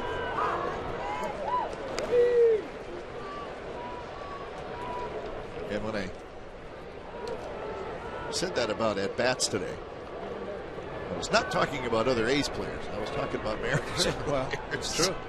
Well, the Mariners have had the opportunities, and many opportunities today, and credit to the A's pitching staff for doing a tremendous job. Yep. Except for the 1 inning of a 1-2-3 Lester inning, his last that he pitched, and maybe Otero got a chance to see the Houdini act from the bullpen that Lester performed for 5 of the 6 innings. Base hit left field, and that's going to get a run home. Coco speeding around third.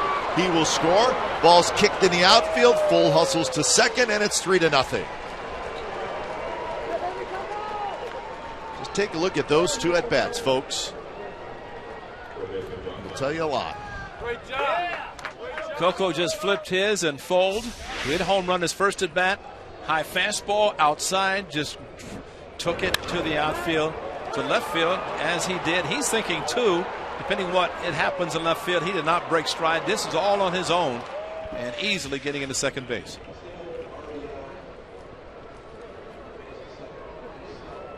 So it's an error. That's a big run too. Wow, that a big run. So single, RBI, E7, and now full at second base. So Mariners Mariners give the A's 90 feet. Full takes advantage of it.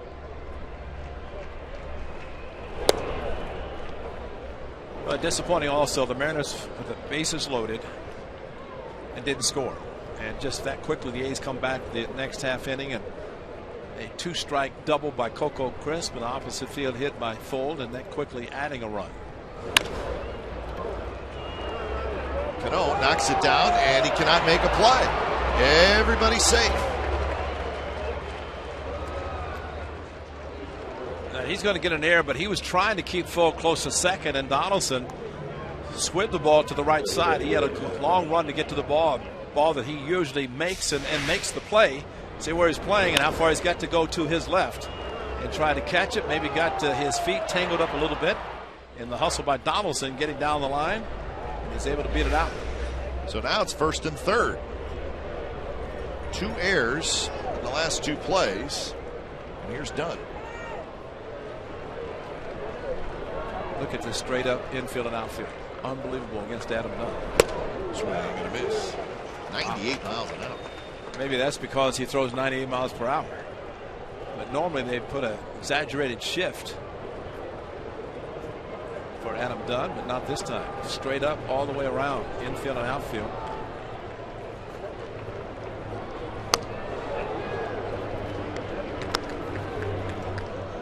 So 1-1 to Dunn.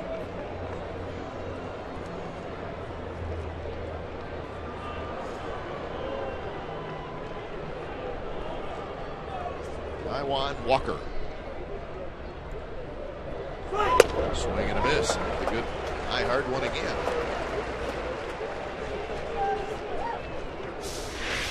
Oh, that's an easy mid-90s also. I wonder how hard it is to see, because hitters like to maybe see the spin of the baseball, and usually from sun to shade, shade to sun, it makes a big difference. High, 2-2 to Dunn. 0 for 3 this afternoon.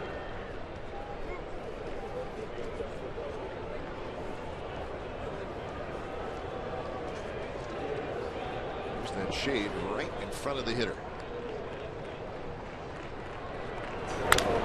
Swing fouled straight back.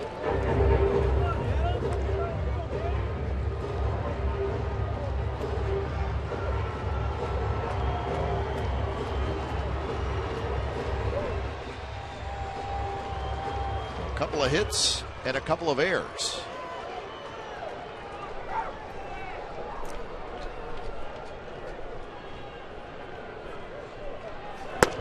Dunn lays off the high fastball, so it's a full count.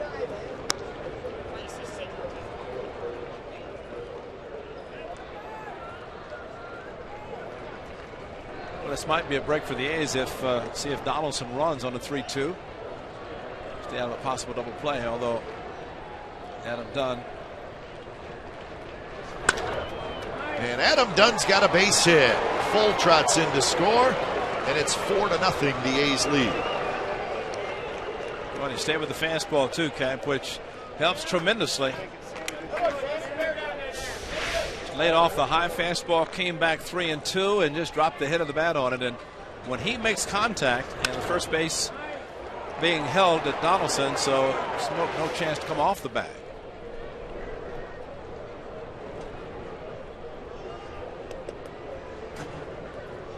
So Rick Waits, the pitching coach, comes out.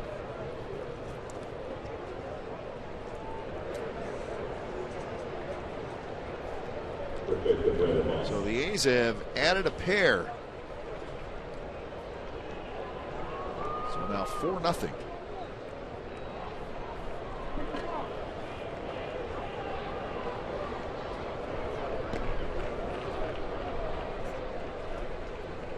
So in steps Moss, who has homered, and that was in the 7th inning. His first home run since July 24th.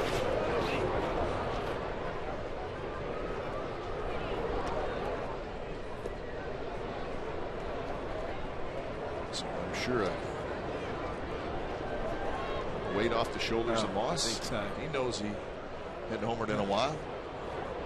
Yeah, he was talking about it yesterday, so you know he knew about it. When the hitter starts talking about it, he says, I haven't hit a home run And he did in this at bat, his last at bat, which had been his third.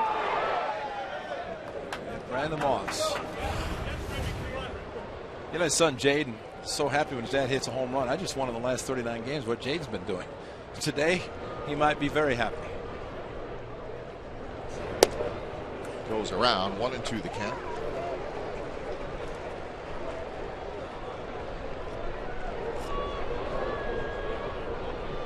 So now Moss will have to fight here, down 1-2.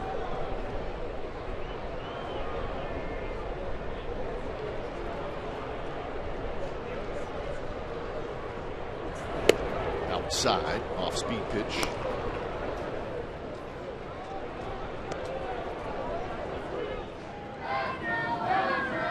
Eric O'Flaherty starts to get loose.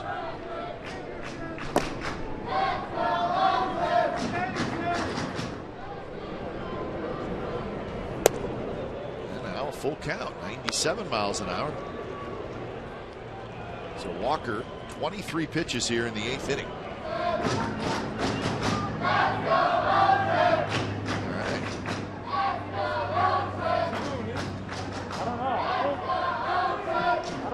There's only 4 of them, but they're loud and proud. Moss straight back. Yeah, and a crowd of over 29,000 who are very quiet. The 4 of the A's are quite loud. Right behind the A's bullpen. And you know, it's like I've said, it's important not to gloat. You know, when your team's winning, you know, you don't want to do that. Just a little pet peeve of mine.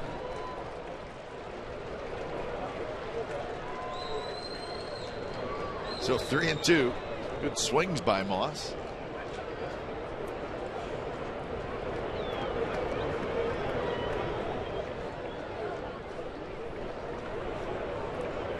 Donaldson at second, Dunn at first. And the pitch is hit into right center field.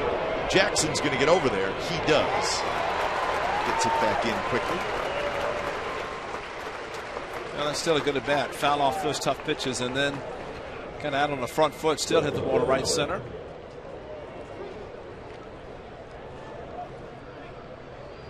So 2 away, and here's Lowry.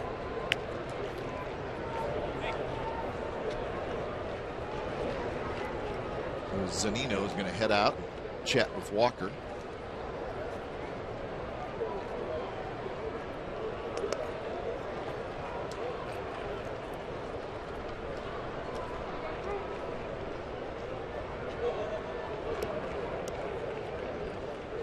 Lowry had a hit in the 7th. That was right after Moss's home run. And that knocked Chris Young out of the game. Fastball is high.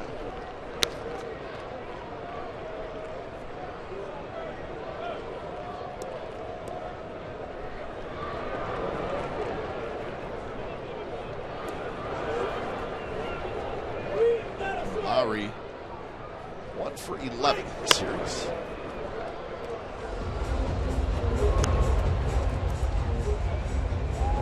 The final off day of the year for the A's tomorrow.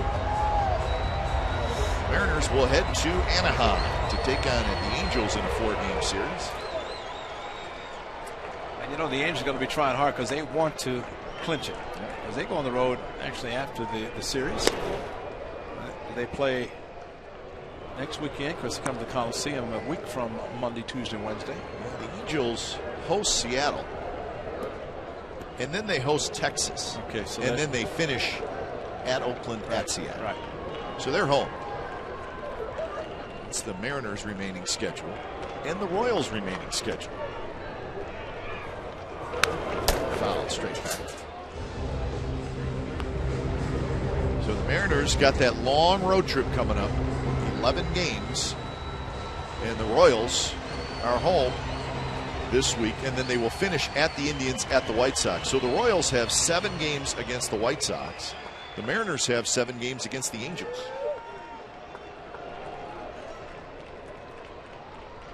Bring them up. And now a full count to Lowry. The A's will have the Phillies in town, so kind of strange to see a National League team at that point in the season, but it'll be next weekend at the Coliseum.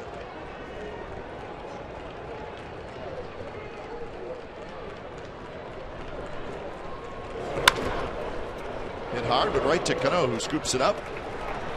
Side retired, but a couple of important runs for the A's. They do it on 3 hits, a couple of errors. Bottom of the 8th coming up. It's the A's 4 and the Mariners nothing.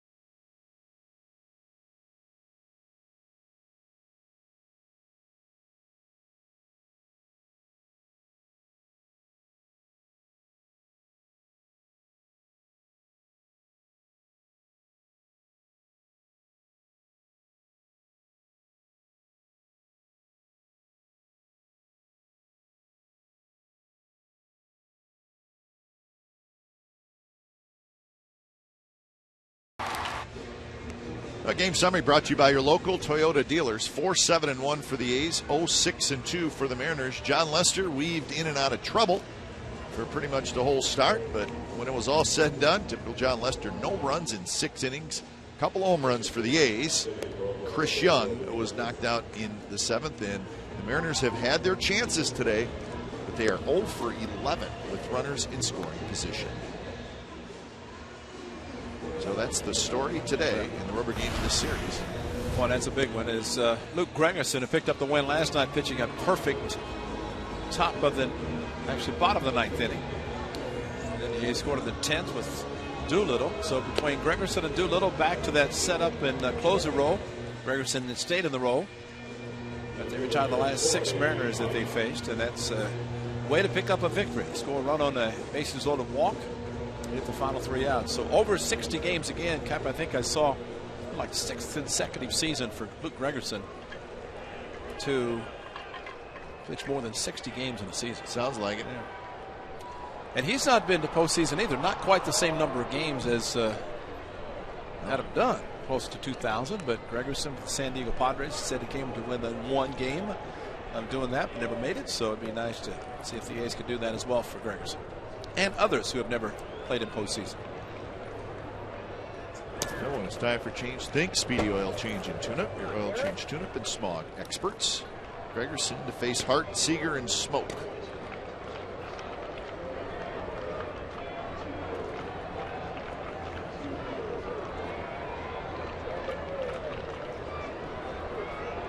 Hart is 0 for 3. Right there for a strike, 1-1.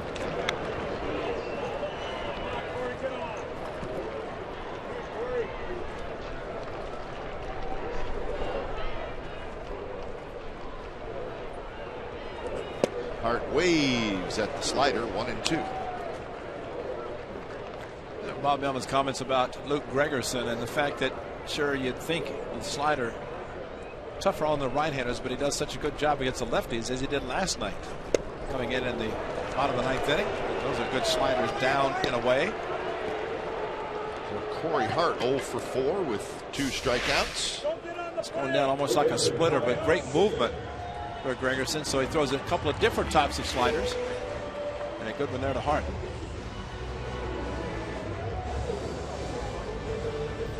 So Seager steps in. Seager 1 for 3 today, 1 for 9 in the series.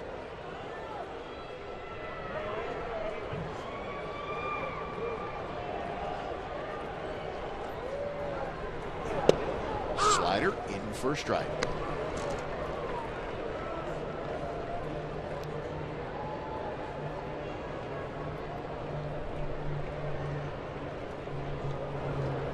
The A's have been able to keep Kyle Seager quiet in this series.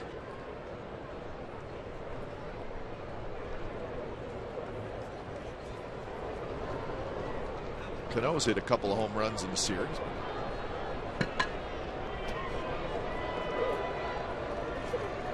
Those are the two guys that we need to pay closest attention to. Kendrys Morales, who hits in between them. This does not look like the same Kendrys Morales. Seager hooks this one down the right field line, and it is foul. That's a great point, because the Mariners did offer him the qualifying offer to keep him for the year. And who knows what difference it would have made for him if he had stayed with the Mariners and not been going out looking for a multi-year deal for a lot of money. And as it turned out, signing late with the Twins and then the Mariners getting back. But talked about Stephen Drew happening the same way, but might have been a different story for him as far as the success himself and for the ball club. But we've seen enough of Kendrys Morales. I mean, last year he was here. He had 23 home runs, knocked in 80 runs, and does not look the same this year.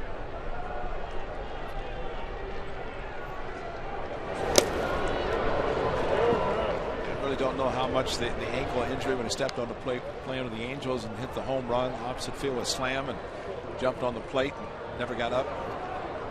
And that derailed him. Never was a fast runner anyway, but always a good hitter. But played very well at first base last year for the Mariners. Hit well.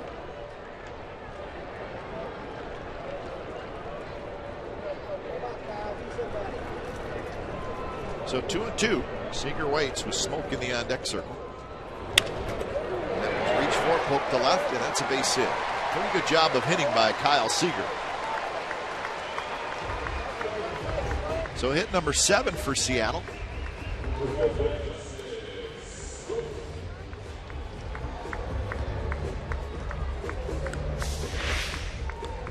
Well, this is why he's such a very good hitter. A couple of strikes, even going maybe a foot out of the strike zone. And recognized the pitch was up, had a chance to loft it in the left field.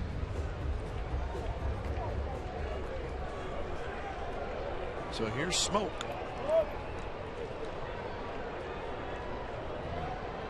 Smoke's first 3 at-bats were batting right-handed. So his first at-bat left-handed. Gregerson misses way outside.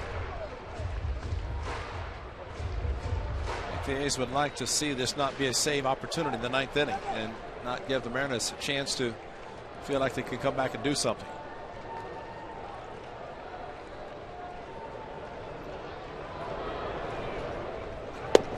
Good pitch there. Sinker by Gregerson.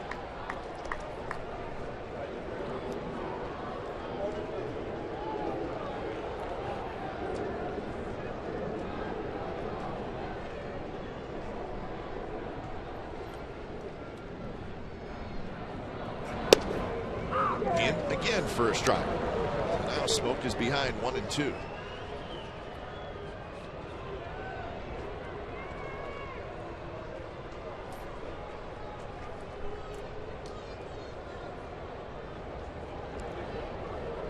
Now the shift moves over a little bit more.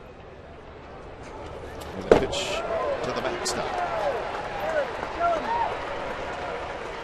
So Seager to second base on a wild pitch.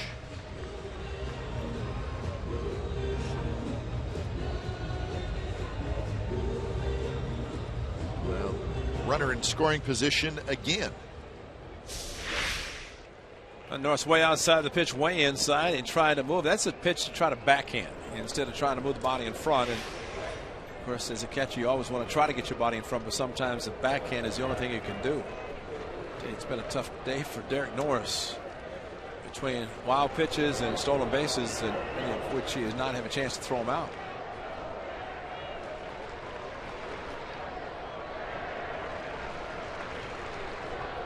So the 2-2 to Smoke in the dirt. Got it blocked by Norris.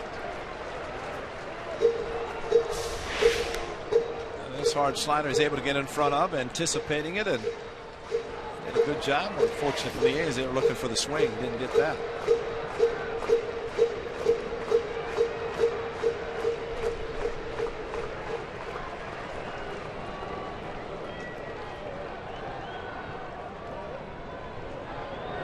Zunino in the on-deck circle.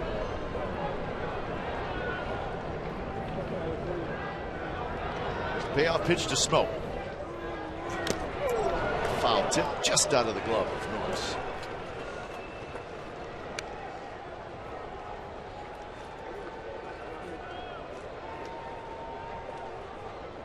Gregerson will rub up a new baseball. It's that time of the game when all the rubbed up baseballs are in the seats.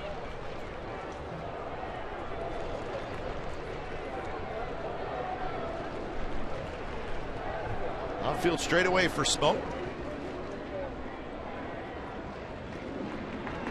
3-2 pitch, swing and a miss. He struck him out. So Smoke strikes out for the second time.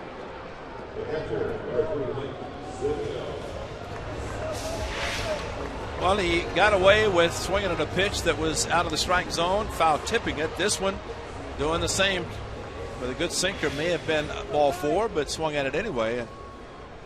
Good pitch by Gregerson to get that kind of movement on the pitch down and out of the strike zone.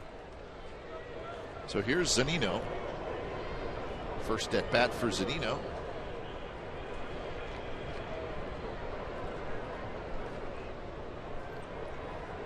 Zunino really been struggling. 0 for his last 16.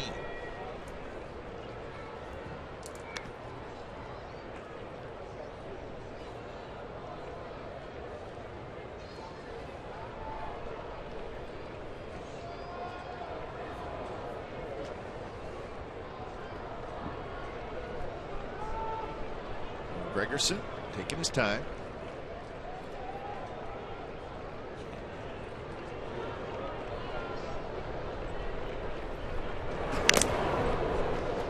Right. 89 miles an hour, but a lot of sink. Boy, it's like I understand why a hitter has a tough time. Zunino struggled a little bit. This is some unbelievable pitches thrown by Gregerson, and I guess there's sometimes if you just put the bat on your shoulder and never swung, you might walk, but you end up swinging the pitches out of the strike zone. They look good until they get to the plate and drop out of sight.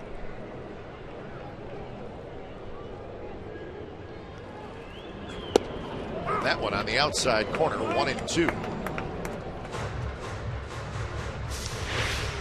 Elevated the slider, caught the outside corner, and one of the better pitches for Zunino to swing at, especially to hit the right field, but did not swing.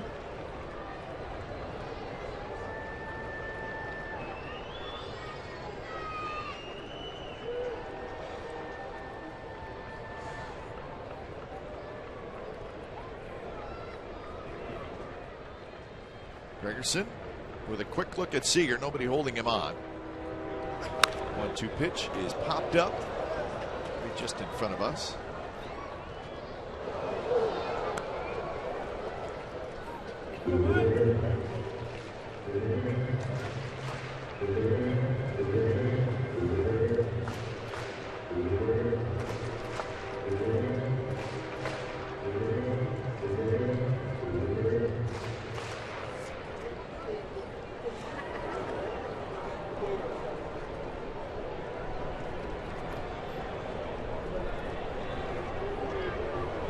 Gregerson back on top of the mound.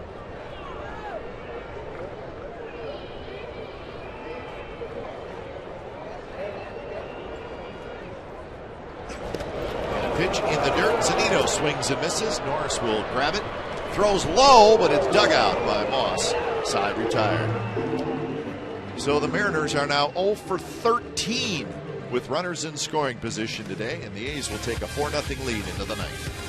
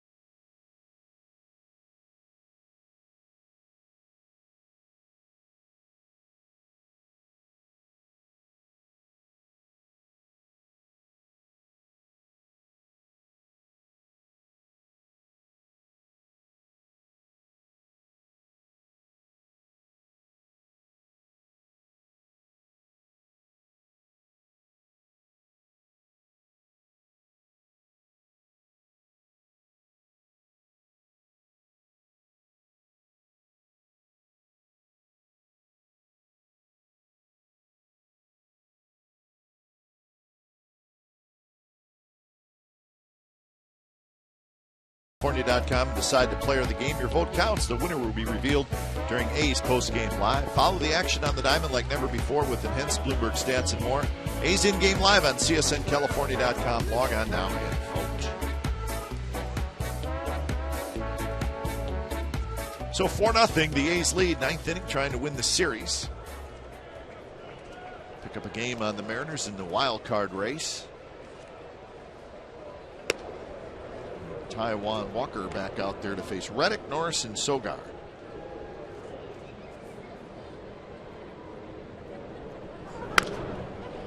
Reddick today has walked, he's fouled out, and he's hit a fly ball to center field. So he's 0 for 2 in today's game.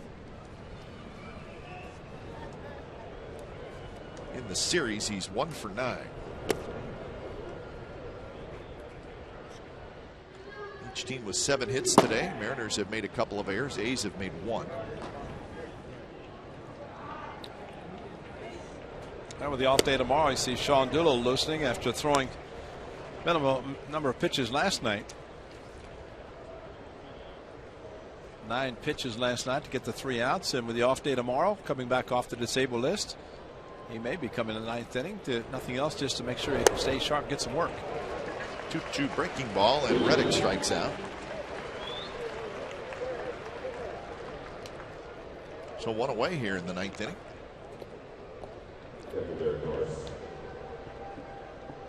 And here comes Norris.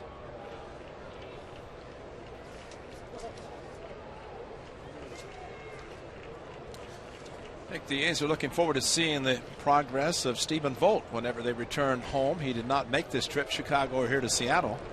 Sprained his ankle in the last homestand, and hope Stephen is coming along quite well. Still don't know how much he's going to be able to catch, but at least to be able to play first, swing the bat, whatever. And John Jaso, as you had mentioned, sent back home after going to Pittsburgh. Brian Anderson is here, but as it comes down to the final couple of weeks of the season, one catcher who is available now that knows his pitching staff is at the plate. Yep. And you figure he's going to get the bulk of the time, bulk of the playing time. And nothing against Brian Anderson, but he came over to the organization in a trade, so he is very unfamiliar with this pitching staff. Trying to win games and trying to get to postseason, then this is how you do it, by keeping the catcher in the game that playing that knows the staff. I guess Giovanni Soto, depending how his back recovers as well, but he's getting better. Yeah, and you know, he's not caught a lot of the guys, so again, it's familiarity, and a lot of that is Bob Melvin knows. And then really there's nothing against Brian Anderson on Friday night when Derek Norris was the DH and came into the game, and Bob Melvin simply said Brian Anderson's a tough spot to put him in to try to catch somebody he's never caught before. And that's why Derek Norris was taken out of the DH spot, put in the game, and the A's lost the DH. But September call-ups had plenty of guys to pinch hit if necessary in the Hamill spot in the batting order. Curveball bounced to Seager, who's got it. Straightens up and throws out Norris. And that's out number 2.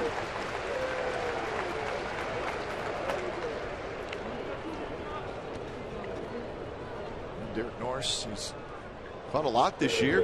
Legs are probably getting a little heavy. Can understand why. Yeah, but you know, the one thing, every catcher wants to be an everyday catcher, and that means you're going to get the opportunities, especially in this time of the year. First pitch to Sogard is a fastball that's a bit high.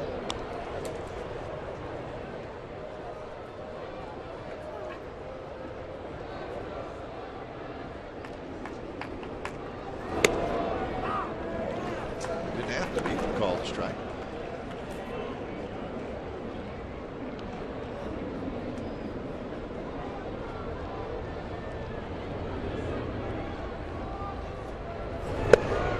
And now 1-2. The 9th inning. We have 9, 1, and 2 coming up in the order. The Mariners.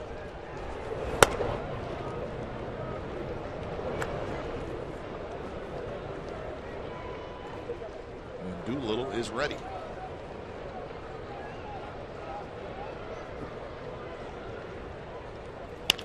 Curveball. Cano has it. Side retired. So Juan Walker has a 3 up, 3 down top of the ninth. Bottom of the ninth coming up. Doolittle coming in. He's trying to win the series.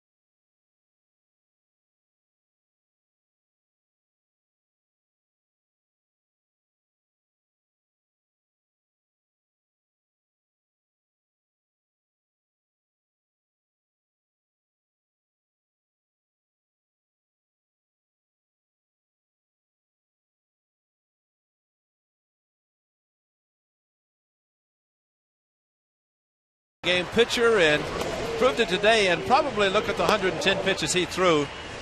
He will readily admit that he did not have his best stuff, but he got out of some huge jams. He had 1-2-3 inning. That's the 6th inning, his final on the 110 pitches, and 4 hits, no runs, 7 left on in the first 5 innings.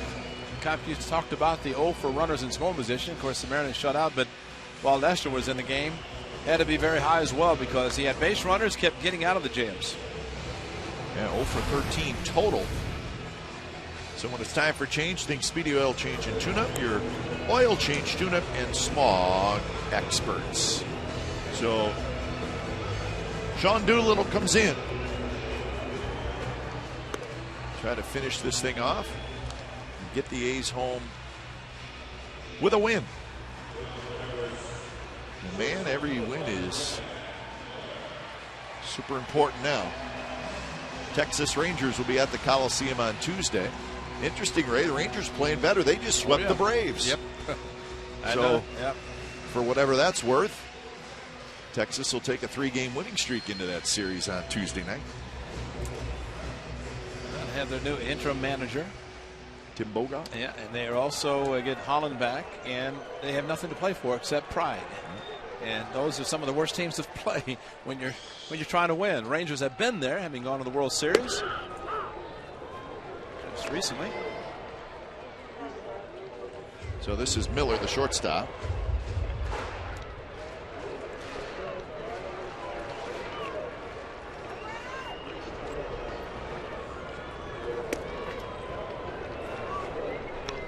Doolittle last night is pitch total 9. That ain't bad. 3 outs in the 9th inning or 10th inning after clubs taking the lead. Just returned from the disabled list, and you could almost say a great acquisition in the middle of the month of September. And a closer in Sean Doolittle. 21 saves. He's locked him up long term. So he'll be in the green and gold in the capacity that he's in right now for several years. And a no chance fastball, 95 up around the letters. And we know what happens when a hitter swings at that.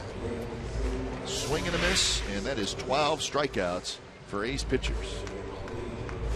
If it's tough to see, it's really tough to see at a 95 lefty on lefty, and Miller upset with himself that he didn't make contact, but I'd say he is a pretty good fastball pitcher. 88% of the time. Change up very infrequently. Look at that. 1% change. When did he throw it? It's a Bartolo Colon pie shot.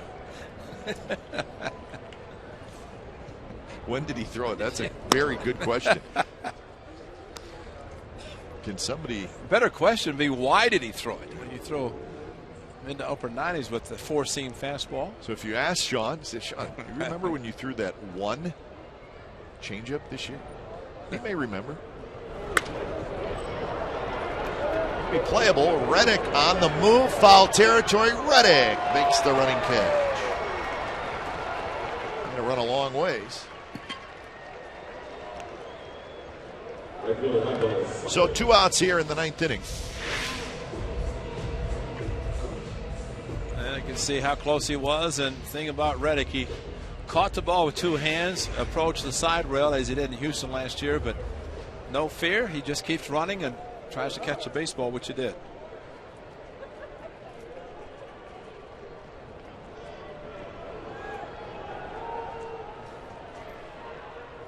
So here's Michael Saunders, who takes a first pitch strike.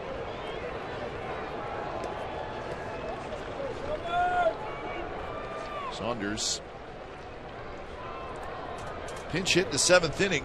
And a big at bat, and he struck out with runners at 2nd and 3rd. And he did that with 1 out. That was a huge at bat because he saw 3 pitches, and Otero got him swinging. I wonder if the writers will ask him how tough it was to hit with the channels, because what he did with Otero is magnified by 10 with Doolittle, because he's got a little bit extra on his fastball. And there are the shadows almost creeping towards the mound. So Doolittle standing tall in the sun, and Saunders in the shade at the plate. Can barely see him. Fouls that one back.